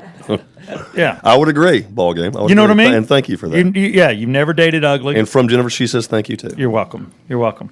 And I would say follow John. It's rare that people have enough guts to be outspoken and to say how they feel. And I would love to go into a lot of people. Anybody points a finger at somebody, I'd love to go into your home with a microphone for 48 hours and hear how you talk and what you say. So I hope the world stops coming after people for their opinions and understands that people have different opinions. And if we can all grow closer together, I think everybody wants. I'm USA all the way. You know what I mean? I wish everybody just get on the page. I'd like to hold hands and pray now. You can. I'm just trying to be helpful. Brett, don't look at me like I don't care. I care, damn it. I know you care. I know I care. And by the way, you can go to yetcomeon.com and get shirts too. I need to promote one of your shirts. Let's talk about the skater hat you're wearing. Oh, yeah. About that. You got your ears fucking stuck on your hat there. It's Ashton Kutcher hat. Yeah. You ripped the Von One comment all day. It's a fucking zinger. Look at that guy over there. That's the one that'll get me fired. Yeah. No, you're never fired because I appreciate it. But damn it, I'm taking your mic. I'm abusing that. Yeah. Taking your mic away, Mr. Maynard, off mic, off camera. Yetcomeon.com. You know what I'm doing? I actually felt like I go a little more flat brim and take it to the side just so I don't look like the old guy. I don't want. I mean, everybody on our morning show tries to act like I'm this old guy. Midlife crisis kind of thing. I'm not in a midlife crisis. I just sort of you are. Am I? It just kind of looks cool. I thought. But see. Most guys his age, midlife crisis would like grow the hair long, but he's already had that. Since, how long is the tail been there? How long has it been there? Been there since 1995. Wow, that's a long time to have long hair. I've been blow drying and flat ironing. Idea. I can promo opportunity. Quarter century of the mullet next year. Got to do something. Got to have some kind of celebration. Got to have maybe like a year long kind of thing. Quarter century of the tail. Good God, I didn't even think of that. Why didn't you think of that, Brett? Pay me some. I didn't know you've had I'm your fucking PR guy. Hire me. Rocker's got ideas. Dude, I'm telling you, that's a hell of a promo idea. The tails turning 25. The tails and there's 25. your fucking slogan. John Rocker. There's your slogan right John there. Rocker. The tails turning 25. Yeah, come on. Yeah, come on. All right, we're going to do a tail. The tail, right. 25. Thank you for that. I want to finish with one more personal story, and then I want to hear your questions. We were doing afternoon, Southside and Rhodes on 96 Rock, and I had John come in, and we had this guy named Kevin Green, who was actually the producer on the movie you were in, The Greenskeeper, where John Rocker is the KG star. The backer. I was thinking KG the linebacker. Yeah. I know you're talking about. And by the way, John Rocker, outside of Al Ruggiero and myself, were the only ones that got paid to be in this movie. They paid me $10,000 for that fucking hunk of shit. Yeah. They really did, too. I think I was down there for like 6 hours, too. Yeah. And here's the funny thing. They gave me 10 also, and I had to give it back. What? I invested. And I invested in another project for 10 grand. Okay. So I gave my 10 back. So I looked at it. But I got paid, same as you, and I brought John into this movie. God bless him. But at the time, Kevin Green was our producer on the afternoon show. So we wrapped him in bubble wrap. We were trying to protect him. So we let different people do different things to him. So John comes in there, and I'm like, John, you can throw a ball at Kevin as hard as you want in the hallway of 96 Rock in bubble wrap. And if you hit him, you hit him. He had a catcher's mask on wrapped in bubble wrap. John missed him by about 4 inches. The ball hits the wall and gets stuck halfway in the sheetrock. Coolest damn thing I've ever seen. Then I signed the hole in the wall. And then he signed it, and we left the ball in the wall. It was the greatest thing. The ball was halfway in the wall, which was a great story. And the other thing, The Greenskeeper, we keep referencing. If you haven't gotten the movie The Greenskeeper, go get it. It's a great movie. You're like everybody else. But John calls me up, and he's like, what the hell? Son of a bitch. He just starts yelling at me. He goes, I'm wearing some plaster Paris mask for 4 hours, and there's a chick. I'm breathing through a fucking straw, and there's some girl with bad breath right in my face, and I'm going to kick your ass. Because we had to make that makeup was. It took him like 4 hours with that shit on there. We had to put plaster all over John because John was the greenskeeper, and he was going to explode and land in the water. Not only do we have a mask on him, but we had to put him in the nastiest water in the world to film. We laid him in some creek, some lake. Yeah, you did a lot for the Greenskeeper. I earned my money, goddammit. You earned the money. You earned it. Now I turn to Brett Barney, who always has questions, some uncomfortable, but now you have the floor to ask John Rocker, our guest on the Yet Come On show, anything you want. All right, we'll get into since he's the McMahon of the show, we'll do some little Karnak. Answer your first question, 11 and a half inches.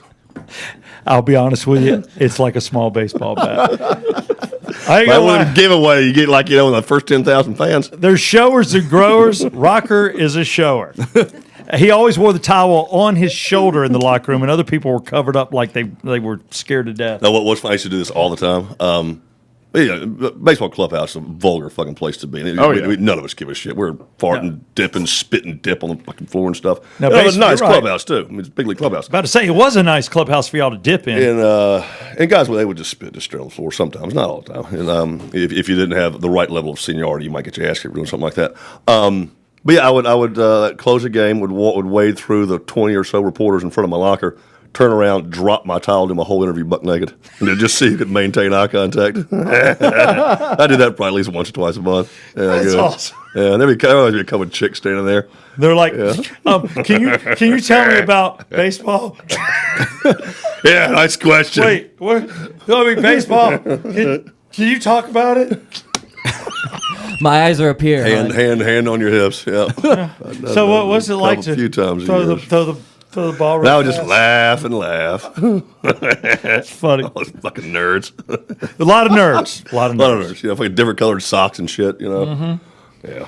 So I'm not Southside, so I'm not going to sit here and try and jerk you off for 50 minutes. But I did think it'd be kind of fun to do something like this. Actually, probably not going to be fun at all. Who knows? Let's just see how. This is probably a miserable time. Here, we'll just see how this goes. I found this old one in my closet, and I figured, in the front of the back of your closet. Hey, it still fits though. Yeah, kind of. Dude, I got this in 5th grade.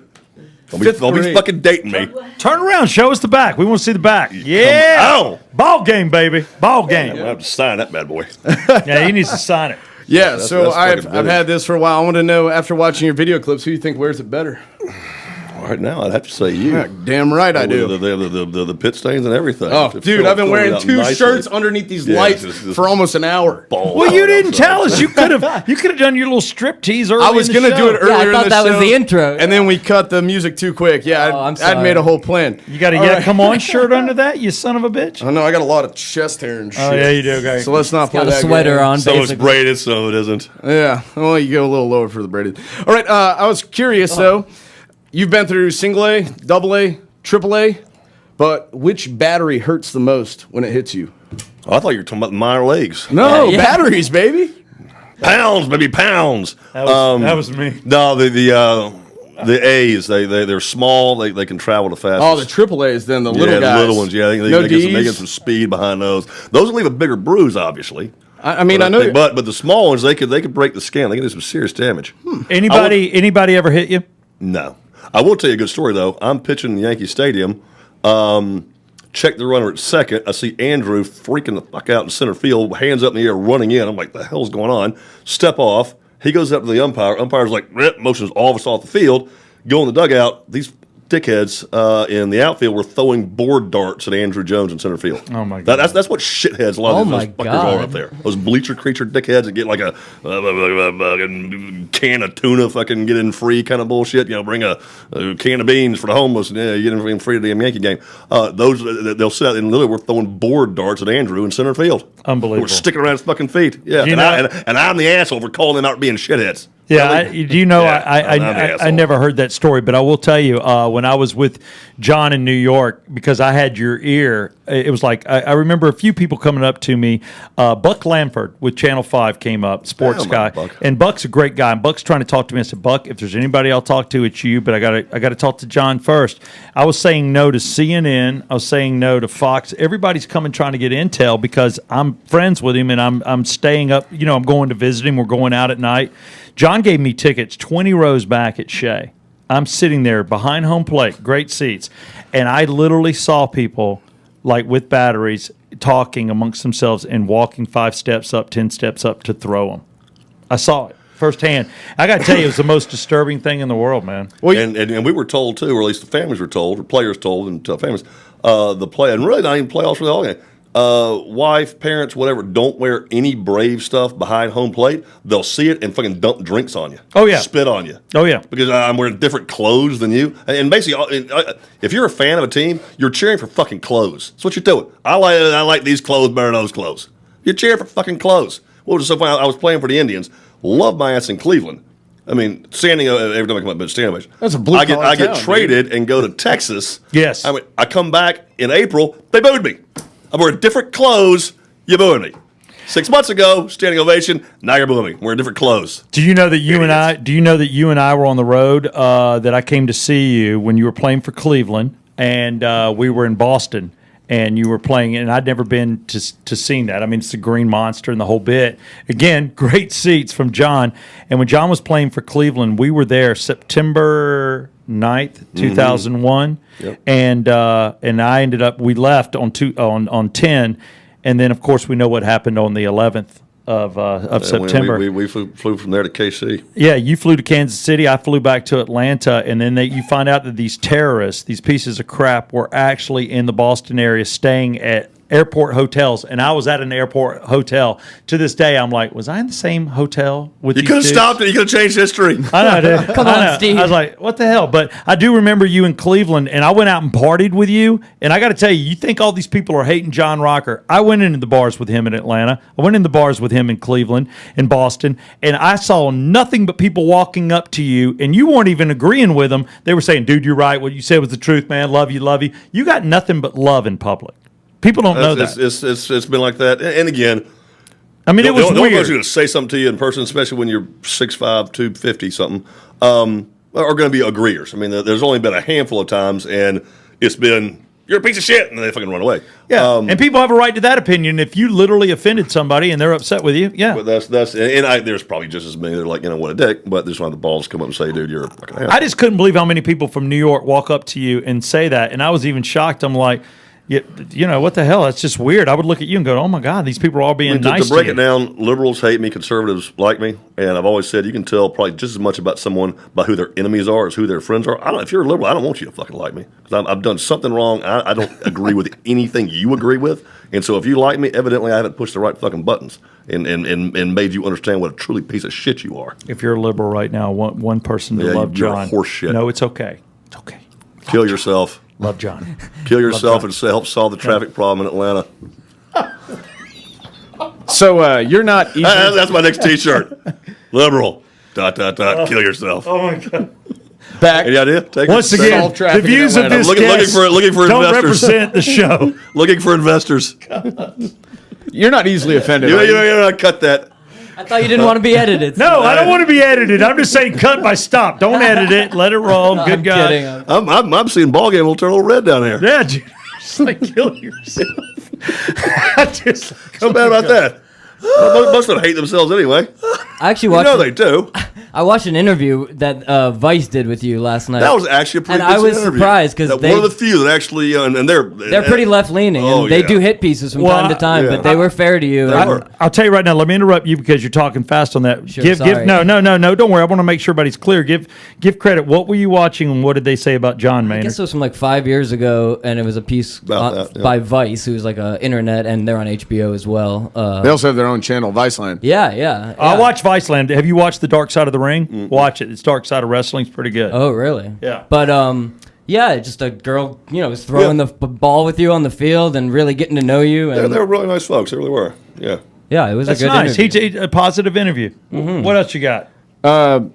You don't seem like you get offended too easily, so I'm just gonna rock and roll on some of these. Unless you say something bad about me. I don't care. The grounds for the Braves' new park is called the Battery. Do you think that's a tip of the cap to you? Never thought about that. I'm going to ask, though. I'm going to ask. It could be. I'm going to ask. Like if you would have trademarked that could have been your nickname. Damn it. Missed that Why one. don't you endorse Duracell? I missed that one.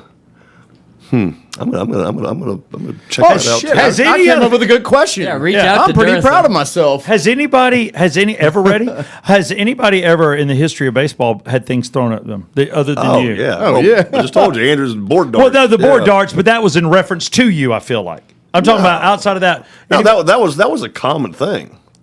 People Yeah. threw things. Oh yeah. I mean, all the time. Really? Oh, we're playing in. I don't think I'm aware of that. No, You get gotta- this. We're playing in Oakland when I'm with Texas. Remember Carl Everett? He's Yeah. playing right field. Somebody threw a cell phone and hit him in the back with a cell phone. Those little flip phones. Hit him with it. Did it work?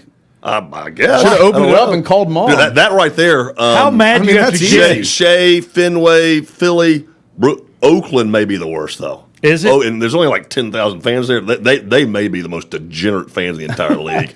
All right, that's a good brutal. point. I will tell you, I've spent And that is time. just a dump. I went to the Falcons game to watch the Falcons play the Eagles, and I sit in the 700 section, and that was a beer pouring over the head experience. There's because I wore Falcons stuff. Yeah. Oh man. Yeah, but Philly's pretty brutal as well. But, Yeah. God bless him. You're wearing the wrong clothes. Don't wear that, boy. But besides being physically assaulted, like there seemed to be a part of you that reveled in that. Like it looked like a professional wrestler that's like playing Well, the that's heel. why I wore my liberals are pussy shirt in D.C. for an entire afternoon. And just straight I fucked people. I know you want to say something. Go ahead and do it. What happened to you? awesome. So you were in Washington D.C. and you wore your own shirt about liberals. What was the reaction? Had what? Help generate probably 10 pictures. People asked me for pictures probably 10 times and didn't know who I was. They just liked the shirt. Yeah. Did have. Did you tell them afterwards though? No, no. It's Not even we where love not the even shirt. where Can they we could a get picture? it. I would plug the website. Yeah, if you want, we have a website. I did have a heavy set lesbian woman kind of pop off. I made some comment about how fat her ass was, and she kept walking. And then some little slight built man, as he was jogging, said something, and of course he kept running. Maybe 2 negative comments all day. But I would say at least 10, 12. I'd love a picture with that shirt. Yeah, appreciate that. 10 or 12 people in the entire city. I wouldn't say you won it over, but that's pretty fun. Well, I mean, everyone walked in and said, "Can I get a picture with your shirt, sir?" Are you sure that Has woman ever happened to you? Are you sure that woman was a lesbian? Or are you just saying that? She had a nice high and tight working. Nice high and tight. Do you have a problem with? And I think a Marine tattoo on her right biceps. Yeah, come on. Real rug muncher. Oh my God! Bring it back. Bringing it back. Do you like lipstick lesbians? Oh, everybody does. Okay. Yeah, we watch porn, dude. Come on. Do you watch porn, Brett Barney? I mean, Pervert. I'm a guy. Like somebody Every guy, better be. Like I'm sure somebody every better be female couldn't. watches porn. I mean, everybody watches porn. It's all right. I don't give a shit. Here's an infomercial for Brett Barney. He watches so much porn. It's like somebody better be couldn't. Yeah, exactly. Hey, can I hit you with some rapid fire? Sure, go ahead. It's just yes or no right here. No. All right. Do you have an arm like a rocket? Yes. I'd actually currently no. Do you have a cock like a Burmese python? Yeah. Do you have a mind like a scientist? No. And this one you can actually answer not yes or no. What's your biggest flaw? A temper. Okay, so you actually. I would agree with that. Hang on. So you actually are not Kenny Powers. Because Kenny Powers, he had Here an we arm go. like a rocket, a cock like a Burmese python, a mind like a scientist, and his biggest flaw is that he cared too much. You to me are more like Nuke Lelouch, right? Yeah. You want to hear a piece of? I wanna hear about a piece this. of fantastic trivia. Everybody asked me this. What? Are you Kenny Powers? I got one way better than that. I was born in Bullock County, Statesboro, Georgia Hospital in 1974. What's his name? Ray McBride was born in the Bullock County Hospital. It's all good. Danny McBride. Danny. Yeah. Robert is his. Actually, I play with a Ray McBride. That's where it come right. from. Yeah, damn right. Anyway, was born in the Bullock County Hospital, Statesboro, Georgia, in '76. We were born in the same fucking hospital, All right, that's and not like Bellevue in New York, like Bullock County, Statesboro, Georgia, little shit hospital that in the '70s there was like 10 kids a year born there. Yeah. Yeah. And We're only the same only hospital. 9 survived. Yeah, there you go. That is crazy. The rest of them caught their rickets. They just didn't make it. The hospital just didn't have all the equipment it needed. You had to have a normal birth. If you didn't have a normal birth, you weren't going to make it. No, I was just curious. Wait, he's breached. Everybody He's always gone. says you are like Yeah, you live in Kenny Powers. Probably so. We heard that a lot. I tried to get a and I've couple. heard, yeah, I you tried to too. get a cameo there one time and just didn't work out. There's things that I definitely think that John Rocker was the I don't know, the core of Kenny Powers. I think there's no doubt the writers. Because Will Ferrell used to do an impression of you, right? Yes. And Will Ferrell Totally. was the producer of that show. Yeah, totally. I think that Ashley Schaefer. But you know what? They don't say it because then John would have been paid, which would have been nice. Yeah. Should have been. Show ran forever. And that's one reason I'm so glad. I mean, being friends, personal friends with John all these years, and being great friends with John, and I love him. He's always been there for me. I'll be the first to tell you. But you are colorful. You do have a huge temper, and it's gotten you in a lot of trouble. But you're a real dude, and I knew putting you on. I don't think I'll ever have a guest like you. Well, thank you, buddy. And I mean that could be a bad thing. It could be. It could be. But, your opinions and stuff. I will tell you one more story before you do your rapid fire. John and I were at an LA Fitness in Buckhead, and John was working out with his strength trainer. And she's still playing ball. Frank Foltz. Play up. Good old Frank Foltz. Love Frankie. And there's all these women, they're can you really work out if you're wearing I've makeup? never agreed with the story, by the way. Yeah, I'm going to tell you. I think you're embellishing. I don't think I'm embellishing. So there's these girls, they're all on the bikes, and they're riding. And like 4 or 5, because it's Buckhead, they have on makeup, and they're just like, stay on foundation. And Steve kept tying his shoe right next to the bike seat. He kept tying his shoe. So I'm trying to work my way in with John on the weights. He's got like 345s on either side. Not that much. I was like, I'll do the baseball, a pitching specific workout. Yeah. So Pitchers don't bench, do they? This one does. This one does. Yeah. And it was during one of the times where I think you were taking a ton of steroids. You were really looking. I never good. took them in the off season. I didn't want to get too big. Yeah, it didn't too big, but I lived a natural in the off season. I actually gave John a shot in the ass, not once, but maybe twice. I'm like, I got you. That But either. Wait, with a needle or with? I did. I only do my own shots. He does his own. I did one. I was dragging ass in Texas. It's balls hot out there. Needed to be 12. Go back to the doctor's office in the training room. Doctor's loading up for me. He's getting ready like, just give me that thing. Give me it. I take the needle out of the doctor's hand and just give it to myself. He's like, yeah, you've done this before, haven't you? I'm like, yeah, what do you think? I hand it back to him. Yeah. Do you not think? I mean, look at this. Took the needle out of the doctor's hand and gave it to myself. First off, I get angry. I'm good. I get angry real easy. I keep breaking out on this cheek. What do you think's going on? Never broke out. Never broke out. Thank God you didn't get that. But we're in the LA Fitness, and all these women are cycling, and John takes the weights, and I've never heard anybody scream. It was like, Yeah. hey, John, shit. Like 3 women. That's totally made up. 3 women got off their bicycles, and one went and complained to management. And I was like, and your trainer's like, John, you're going to have to keep it quiet. We're upset. I don't people. think that happened. I'm like, and I'm looking, why are we doing strength training in an LA Fitness in Buckhead? Why are we here? Because, I mean, you were scaring them to death, throwing your weights around. Nah, I think you. I was there. I won't drop a weight, but I'm not like a grunter or anything. Ah, shit. Ends it with shit. So you did get an actual word in there? Shit. I'm like, all right, he's up. I got off the bench and went, woo! Yeah, I did that. What else you got? So you're a pretty big guy. Thank you. And I've heard stories in what capacity? In all capacities, apparently. Okay, awesome. But I've heard a lot of stories about you getting in a few mixes here and there in a couple bars. And I was curious, if you were in a fight, who would win between you and Herschel Walker? Oh, I could never hit Herschel. No. But you're in a fight. No, I could never hit Herschel. Herschel would. Okay, fine. I wouldn't fight back. I'll dial back. Jose Canseco. I actually did an appearance with Jose like 2 years ago. He's still jacked as shit.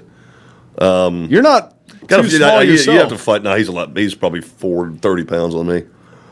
Yeah, well. You just have to just fight cheap, sucker punch him, throat punch him, shit like grab that. him by the balls, some knee shot. Find them. So if you didn't throat punch him. I got to tell you, John would never hit Herschel Walker. Nobody loves the Georgia Bulldogs more than John. You get kicked out of Georgia if you get. I have never met Herschel Walker. Oh my God! I'm playing in Bo Jackson's tournament in Chicago in 2 weeks. I hang out with Bo twice a year. I've never so much as met Herschel. Oh my God! I'll have drinks with Bo Jackson in 2 weeks. Herschel's about twice your size and probably about 20 years older, if not more. I met him. Herschel's, Super Bowl. How have I never met the guy? Yeah, we met him down at I bought a jersey. I got a signed jersey, but I've never met the guy. Extremely nice guy. Huge Trump supporter. I know. He was on the Trump Athletic Council or something like that. I heard him speak on Hannity. Well, he played 6 months ago. ago for Trump. Oh, that's right. He did New Jersey Generals. That horrible USFL back in the day. Don't you wish Herschel would have gone straight into the NFL? But you know what? Trump was smart. He gave him a piece of the team, put him on the guy got paid. Here's the good news. Herschel got paid. Yeah. But you're right. He played for Trump. I was curious about this. Right now, I don't know how hard you could throw. Do you think you'd strike out Tim Tebow? No, I couldn't. Tim Tebow's playing like shit, dude. He had no chance, man. It's just zero chance. Well, what do you think about him playing? I mean, I don't know if you've seen it. He's hit his first home run of the year, I think, a few days ago, and I thought I made like him. Is he in AAA or where's he at? I think he's AAA for AAA. the Mets now. That's when shit starts getting serious in AA. I thought he made the AA All-Star team last year, which just baffled the hell out of me. I mean, all you got to do is one batter. That's it. No, I couldn't get anybody out. How hard can you throw right now? If I got in shape. No, like I'm talking like we walk outside in the parking lot. 75 tops. Oh, nice. That makes me feel good. No, 75 is still fast as hell. still fast as fuck. I throw fast as fuck. I got drunk and got clocked in at 70 like a year or so ago. Is that possible? I don't know, those juice friggin' fair guns probably. Oh, yeah, more than likely. Yeah. Oh, definitely. Yeah. Dude, the guns are all juice now. There's no way people are. Nolan Ryan was definitely throwing harder than people. I don't think Steve's buying that. Chapman and all that. I don't know. Just watch how the batters Who was the fat guy that played for L.A. back in my day? Valenzuela? Fernando. Oh, Frankie Valenzuela. Yeah. He had some nasty shit. He did. That funky delivery he had. Weird dude, man. But yeah, I was like, how's he throwing heat? Look at him. Hey, if you played today, what song would you come out of the bullpen to? Still Twisted Sister. Really? Mm-hmm. You wouldn't change anything? Hell no, I'm old school. Which Twisted Sister song? I want to rock. I want to rock. Rocker. Tell us real quick, sprinting onto the mound, because you see, different things. Why did you sprint on the mound? I want to ask you another one on top of that. How fast, or did you ever time yourself running bullpen to mound? I think some folks did. It was like 6 seconds or something. You hauled ass, dude. Yeah. Early in the year, late in the year, I'm like, I got to do this shit again. Really? Did you? I felt like a professional wrestler going, really? Put on a show for the fans. Come on, look and wave your little hat. Whose idea was that? Did you come up with that yourself, or did somebody tell you? It was an accident. So obviously when you want to be a big league ball player, it's not something that you're like, big league ball player when you're like 20. I mean, you decide from like a very young age, 13, 14 years old. So that was me. Decided about 13 I want to be a big league ball player. And my theory was, or my philosophy was, that at 13 I've got to do something every day to try to get the big leagues, whether it was working out or stretching or reading a book or playing a game or something, reading a magazine article or something to just in some way, shape, or form, small baby steps to get me to the big leagues. So, of course, signed by Georgia, skip, drafted by Atlanta, start playing minor league ball. The minor leagues is fucking tough. It's more mentally tough than anything because you just, you never know. I mean, you've never been around somebody. Can I ask you something about the draft? You went 18th round, correct? Right. Why'd you decide to go into the major leagues?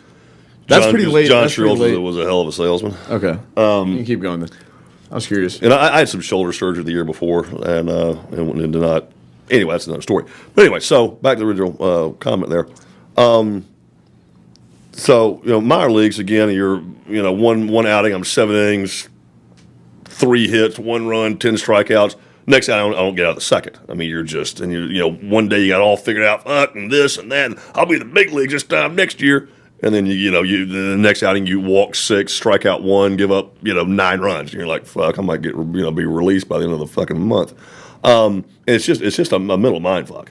But you gradually start making progress and learning and building on the good and overcoming the bad and all that. But there's still always that doubt in the back of your mind. How much better are big league guys than me? Can I ever get there, stay there, play there, all that?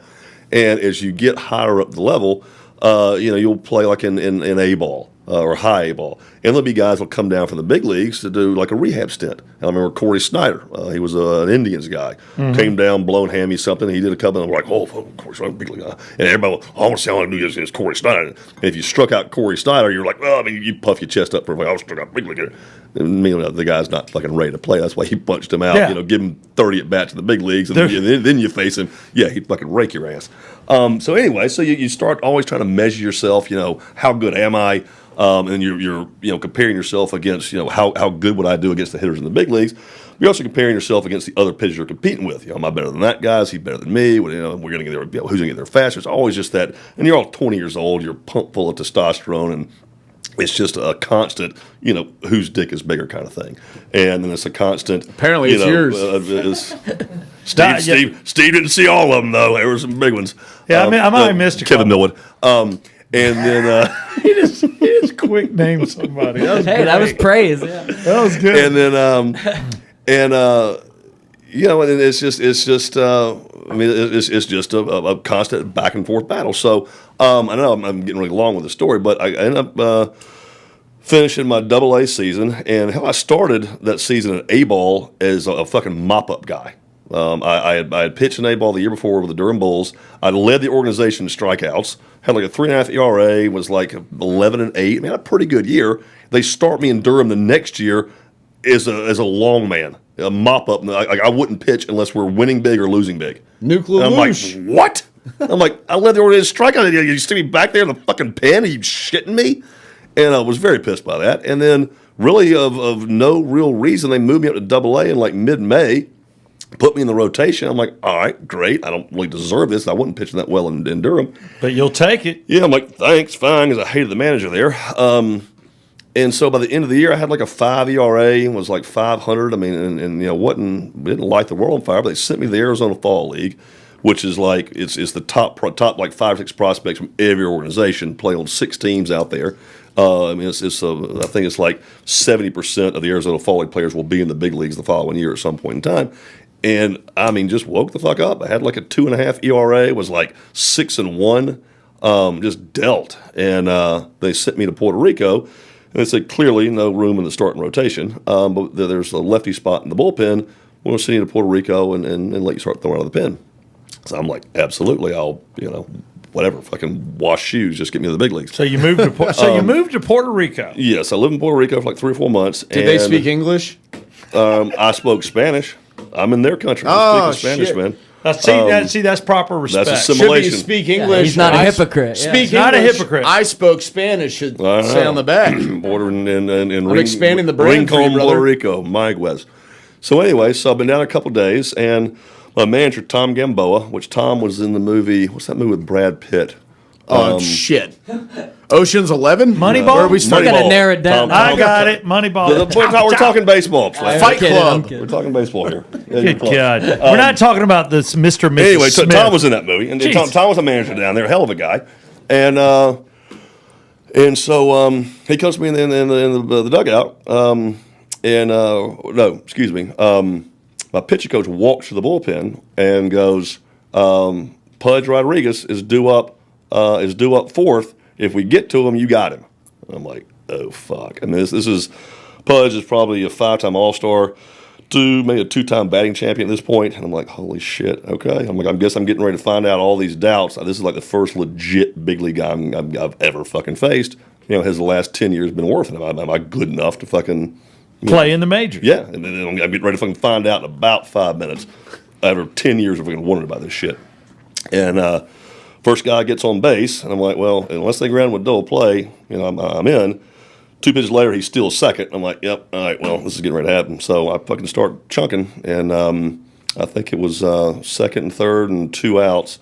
And Gamby comes out, throws his left hand up. It's like, come in, fucking face Pudge. And just without even thinking, I just took off and I fucking dart to the mound. So you sprinted out there, and that's where it all started. Just fired up to get out, and let's get after it. How did you pitch to him? Struck him out, 1-2 slider down and in swinging. Wow. You think other guys? I think, if I can remember correctly. And then when did you get the call to the Atlanta Braves? Of course, went to spring training, and then the same shit they did with Acuna last year. They're trying to kind of dick with you on your eligibility for arbitration reasons. They left me in AAA until like the first May 4th. Yeah, but Acuna got paid this year. Yeah, he did, which was their philosophy back when I was there was they didn't pay. What do you think of the Ozzie Albies? I think the Braves got a hell of a deal on that. Hell yeah, they did. Ozzie, I'm like, what are you thinking, dude?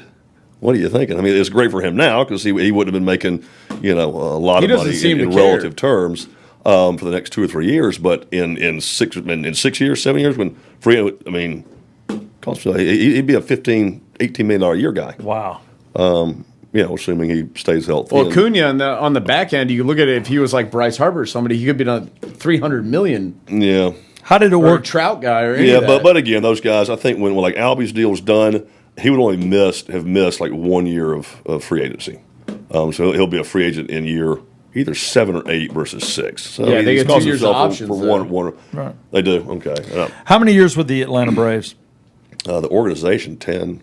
Wow. 4.5. And then Cleveland. Yeah, was Cleveland for almost a year. Texas for a couple, and then where careers go to die, the Tampa Bay Rays. Showed up, broke down, and got completely broke down. I was down there, and that was it. You still have your Rays jersey? No, I still have a Rays travel bag though. Do you still have any of your jerseys? Mm-hmm. Yep, got my Braves one. Got Braves, Cleveland, Texas. Got those jerseys. I've got a Rocker jersey. Do you? I'm wearing mine. So well, I know, but I've got mine's a T-shirt jersey. I bought at Galleons. That's how old this thing is. That's nice. Mine's one he wore. I gave you a game used? Gave me game used. I'm pretty sure it's game used. That's love right there. That's some love. And then you wrote a nice little message to it. Like, thanks for always being there, you shithead, or something. I'm like, John, I'm going to frame it. Do you have to write that on there? But I love you. No, you wrote that you appreciated me and loved me or something like that. It was a good message. Can I fire off like 3 last random questions? It's up to Rocker. Rocker, is that cool with you? Yeah, man, go. Can I call you JR, by the way? Whatever. I wrote that down earlier. Now you're pushing call it. you JR? I don't know. We don't know each other. All right, cool. I'm going to call you JR. Can I call you BB? Hey, yeah. Actually, I get called BB. How about B Square? Yeah, I've been called B squared. I've been called S squared. The only problem is my dad was Bill Barney. His brothers are Bob and Bruce Barney, and my brother's Blake Barney, and I'm Brett Barney. It's a B. Not a whole lot of creativity in that thing. Our dog was Bo Barney. Bob, Brett, Bill. Yeah. What's up, Bubba? Everybody got to have B name in this family. Yeah, I already know my kids' But names. you never play cards with somebody that's got 2 first names. Yeah, I would never play cards Barney. with me either. I'll probably be drunk and fuck your hand up. All right, what's the mindset of a closer?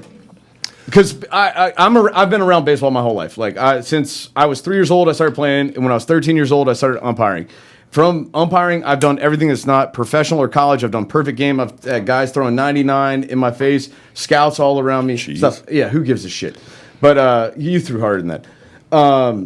I've been around baseball my whole life, but the mindset of a closer has to be different than anybody else on the team. I can only speak for myself. I always want to have a very aggressive mindset and try to get work done as quick as possible. I mean, the starters really will seriously set guys up, at least the good ones, the Maddoxes and the Smoltzes and those guys, that they'll set guys up in the first inning for a more crucial situation in the 5th. I mean, I'm not going to throw you this pitch now, my split, whatever, because I want to use it in the 5th inning. So in case you come up with people on base, whatever.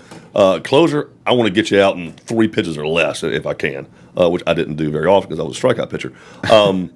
But it was fill the plate up with strikes, first pitch strikes, just be aggressive, pound the zone, and try to have some intimidation factor. Walk around, bow your chest up a little bit.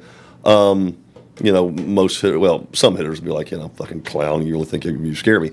I have her. So actually, I was with Torrey Hunter at Emmett Smith's event a couple weeks ago, and Torrey's like, that run you did, he's like, what the fuck, dude? He's like, we would all be like, this guy's fucking nuts. This guy's fucking nuts. And Which is good. With him and Junior Spire, like, you were a little fucking. That's what I've always been told. You have to be off a little bit. And a lot of them are, but then a lot of them are, Rivera. They're just surgical. They're very calm. They're very, mild mannered. Trevor Hoffman's like, Trevor was a fucking hard ass. What about Kimbrel or Wohlers? Woe's really laid back. I love Woe to death, and he was a hell of a fucking pitcher. Was Wohlers at the golf tournament? I didn't see him. He was invited. I saw his name on the invited, list, but he doesn't ever play. He just doesn't play golf. Him or Lemke. But I don't think there's one right, philosophy. That was just mine. I was just really aggressive. Wanted to be a little bit intimidating, and it wasn't an act. That was just honestly the way I fucking felt. But it worked for me. I think it is kind of hard if that's your shtick and that's what you think, how you think you need to be to pitch well. It's hard to keep that level of energy and intensity up for 180 games, 190 games a year. And not that you're really doing that in spring training, but certainly when the playoffs, it's not hard to get up for. But that was real for you. It wasn't an act. No, so it was easier. It wasn't. Now it had a little bit of effect too. But it's tough to. Game 103 in Kansas City on a Sunday afternoon is tough to, really generate. If that's what you need to pitch well, is that kind of intensity. Sometimes it's hard to, for a. Game 162 against the Mets, it's win or go home. That's pretty easy to fucking, it's not a starter. It's not like, hey, I pitched today, I'm good for like 4 or 5 days. I mean, look at the Braves last night. I don't know if you watched it all. Yeah, I heard. Yeah. I mean, 2 outs. One more out, and then they lose the game. Yeah, I know. their pen's been struggling. But yeah, it's tough to keep. And like you said, it's not. I mean, because you can get dry hump, you can like mentally, get into the game, and then, somebody hits a grand slam, and now you're up 6 runs. You're like, sit back down. So like, so you're deflated, but then you got to be mentally, as you're driving to the ballpark, mentally ready the next day. I mean, you got to be mentally ready. Yeah, you're every day about 150 ready. games a year. There's only about 8 or 10 games a year. Like I know I'm throwing 3 days in a row. I'm not playing today. There's only about 10 of those games a year. I actually want to ask this one to both you guys, because I don't know this about you yet. It's a 2-part question. What was your first car, and what do you drive now? My first car, like I said earlier, was a crappy S10 Blazer. I thought you said it was an IROC. Well, that too. I had a bunch of cars. No, it was a crappy S10 Blazer. When you were 16. Yeah, that was my first car that had like the dash was all jacked up on it, and had chrome on like the bottom like door panel. It's awful. And it had these little shitty tires that literally, if you got in wet grass with any incline, your tires would just spin. It was a 2-wheel drive. I mean, I would literally get stuck going up like a 20-degree incline in wet grass. It was such a shit car. I know the truck. It was such a shit car. Now I've got a jacked up Dodge with a Hemi, Rocky Ridge. The guys at Rocky Ridge juiced it up for me. What about you, Southside? First car was a hand-me-down from my father, 1970 Dodge Dart. Nice. It had more rust than paint, and they used to call me Duke because I'd take it off-road, and we'd do the dirt roads, and that's where I learned to drive and like letting the back end get out. But it had a 318 in it that wouldn't quit. Yeah, come on. Yeah, come on. My brother fixed it up, so I started off a Mopar, man. And then now I drive a Titan. I have a Nissan Titan from Regal Nissan. Got to plug those boys, 2.0. And they soup mine up, too. It's on the weekends, he drives a minivan. Yeah, there you go. Drives a town and country station wagon with wood grain paneling. Nice. So outside of my... Soon to be an airport van, But my Titan's diesel, and it's got a 6-foot bed. I'm not driving no wimpy-ass truck.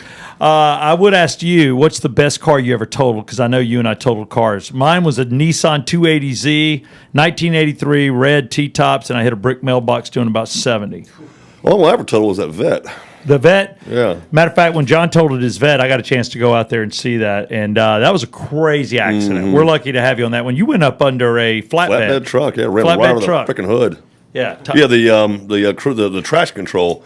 I guess the sensor where it tells you it was on or off wasn't working, and so I didn't know the traction control was off. When they're off, it's the rear tires are slipped or for being in the snow.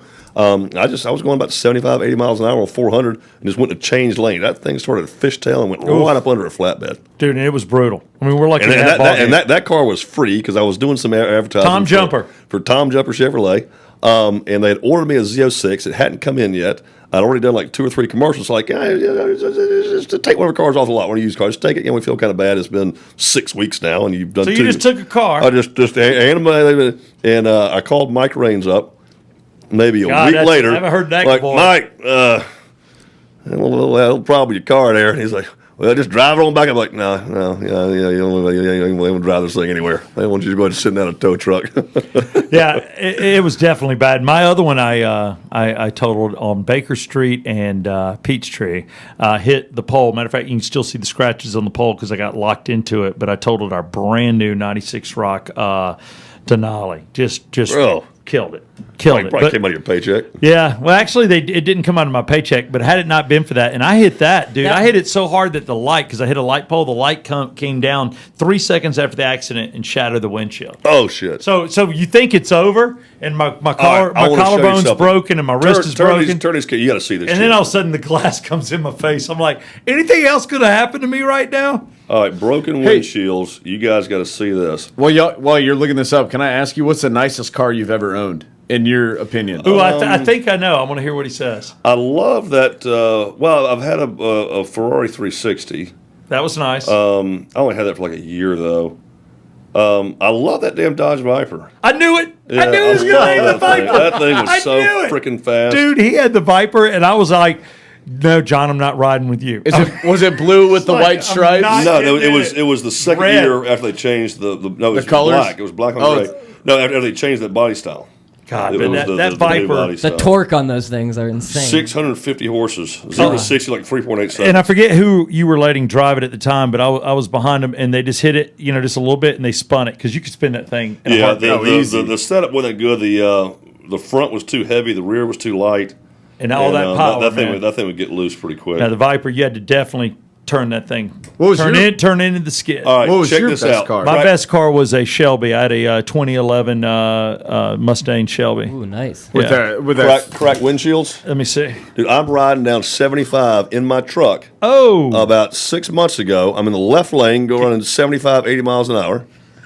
Can you see Send that? that to me, Steve. I'll put it on the video. There you go. I was Look going to at ask that. that. And you know the plastic lane dividers that stand up, like Yeah. the sticks there? The black rubber, I guess, braces or where the hell those things go into, they're maybe like, a foot long or whatever, and they weigh 4 or 5 pounds. I'm riding along. I just see something black flying up in the air, maybe 30 feet high. I'm assuming it had to be like styrofoam or something because it was just tossing through the air. I'm like, I can't go anywhere. It's 4 o'clock. It's traffic's moving pretty good, but I mean there's no lateral movement there. And all of a sudden, one time I'm looking at it, next time I just hear boom. I mean, just right through my windshield, hit me in the shoulder, lands in my lap.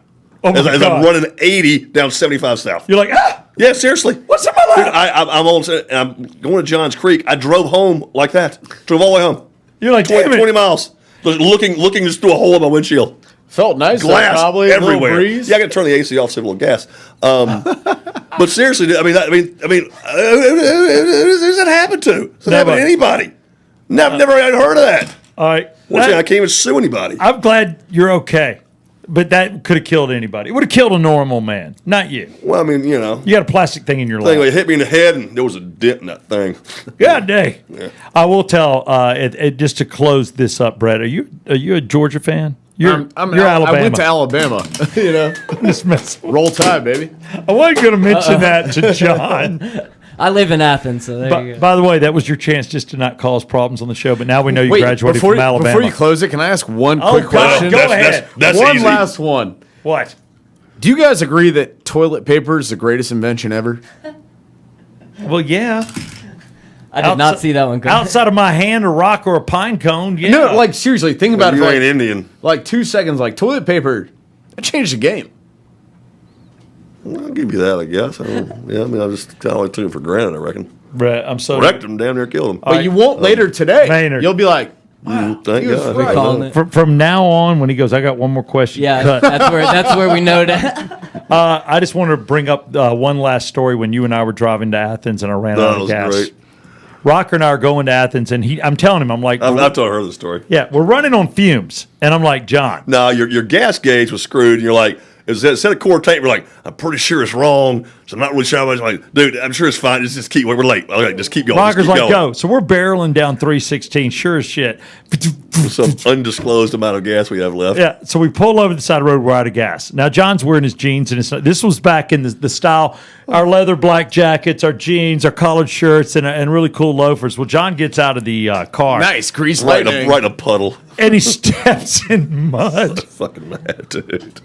He gets pissed. Oh, yeah. He steps in mud. He's like, God! He's wiping it. So I'm like, what do I do? I'm white on Steve's floor mats. Yeah, I'm like, damn it, John, get in the grass. Wipe it on the grass, not in my car. And I literally call 911, whatever the damn police department Yeah. is on the way to Georgia. And Winder, or wherever the hell we were at. And I'm like, hey. And I'm like, this is Southside Steve. And I hear her go, hey, I got Southside Steve. That's amazing. Which is great. And why I had the balls enough to do that. I'm like, hey, and I said, and I'm traveling right now with John Rocker, and I hear, he's got John Rocker. It's like, all right, focus. It was a slow day in Bethlehem, Georgia. It was. God dang Bethlehem. We ain't ever had these kind of calls on 911. And then I'm like lying. And I'm like, John has to speak at the beginning of the Georgia game. We need assistance. She goes, we'll have a car right out there for you. I said, we've run out of gas. I was hoping they'd bring gas with them. Well, we get there, and the guy wants to take pictures with us. Then 2 more patrol cars show up, and they want to take pictures. And then I'm like, well, somebody's got to go get gas. And they go, we'll let you go. And John, the guy's a traffic cop, so he's got all his equipment in the passenger seat. So John has to get in the back of the police car. John buy a gas can, buy gas, come back. John does not fit well in the back of the car. So I'm on the side of the road trying to get mud out of my car while John wiped it on my floor mat. Watching rock. I know I'm lying. John's got his knees up in his face in the back of a police car, and he's like, "Oh, so it was my idea. I'm sure, God, I'll just keep driving." So then he goes to the gas station, comes back with a gas can. We fill it up, but it's only enough to get us so far. So then we have to hit another gas station. John's just watching his watch. Like, my God, the Georgia Tech game is going to start. And then Tech handed Georgia's ass to it that day. And I had to hear this guy talk shit to me the whole fucking way. Oh, was that the overtime one with the onside kick that went up in the air? That was back in like 3-4 years ago? No, No. this is like 05. This is like 04, 05. This is regular time, and Tech just dominated. I was a sophomore in high school. And I was in my box at Sanford Stadium and I think you're the only Tech fan in the entire box. I was the only just Tech fan. Talking shit, offending everybody. Like, yeah, that's my friend. That's my buddy. I was like, he came with me. I already let out a couple rambling ratting from Georgia Tech. And then he was like, "You got to shut up." And John gets mad, and you got to remember this: you kicked the side of your suite and put a hole in the wall. Oh yeah, I'm sure I did. There's that temper. And then John's like, "We're out of here." I'm like, "I guess we are." Now that you kicked your suite, let's leave. But Yeah. good times. That was fun. I probably got 50 more stories, but I just want to thank you for coming on the Yeah Come On show. Special thanks to Oxygen Financial, Ted Jenkins. Go to oxygenfinancial.com. Brett Barney, I appreciate your questions, all but the last one about toilet paper, you weird son of a bitch. I heard that today, and I was like, wow. He got everyone Seinfeld, I think. Yeah. We don't do the Seinfeld stuff. John Rocker, in closing, anything you want to say, you hunk of hotness? I love men with long hair. Love it. You want to Lex me? I'm not shitting you though. The tail turns 25 next year, all over town. All right, the tail. That's a thing. Tail turns 25. I don't know if it's for here or if it's for you and Bailey. Somewhere. That's an around town promo. We can have you on again sometime. Absolutely, buddy. Very soon. I always love coming with you. Special thanks, my friend, always controversial, always honest, Mr. John Loy Rocker. Yeah, come on. It's the Yeah Come On show.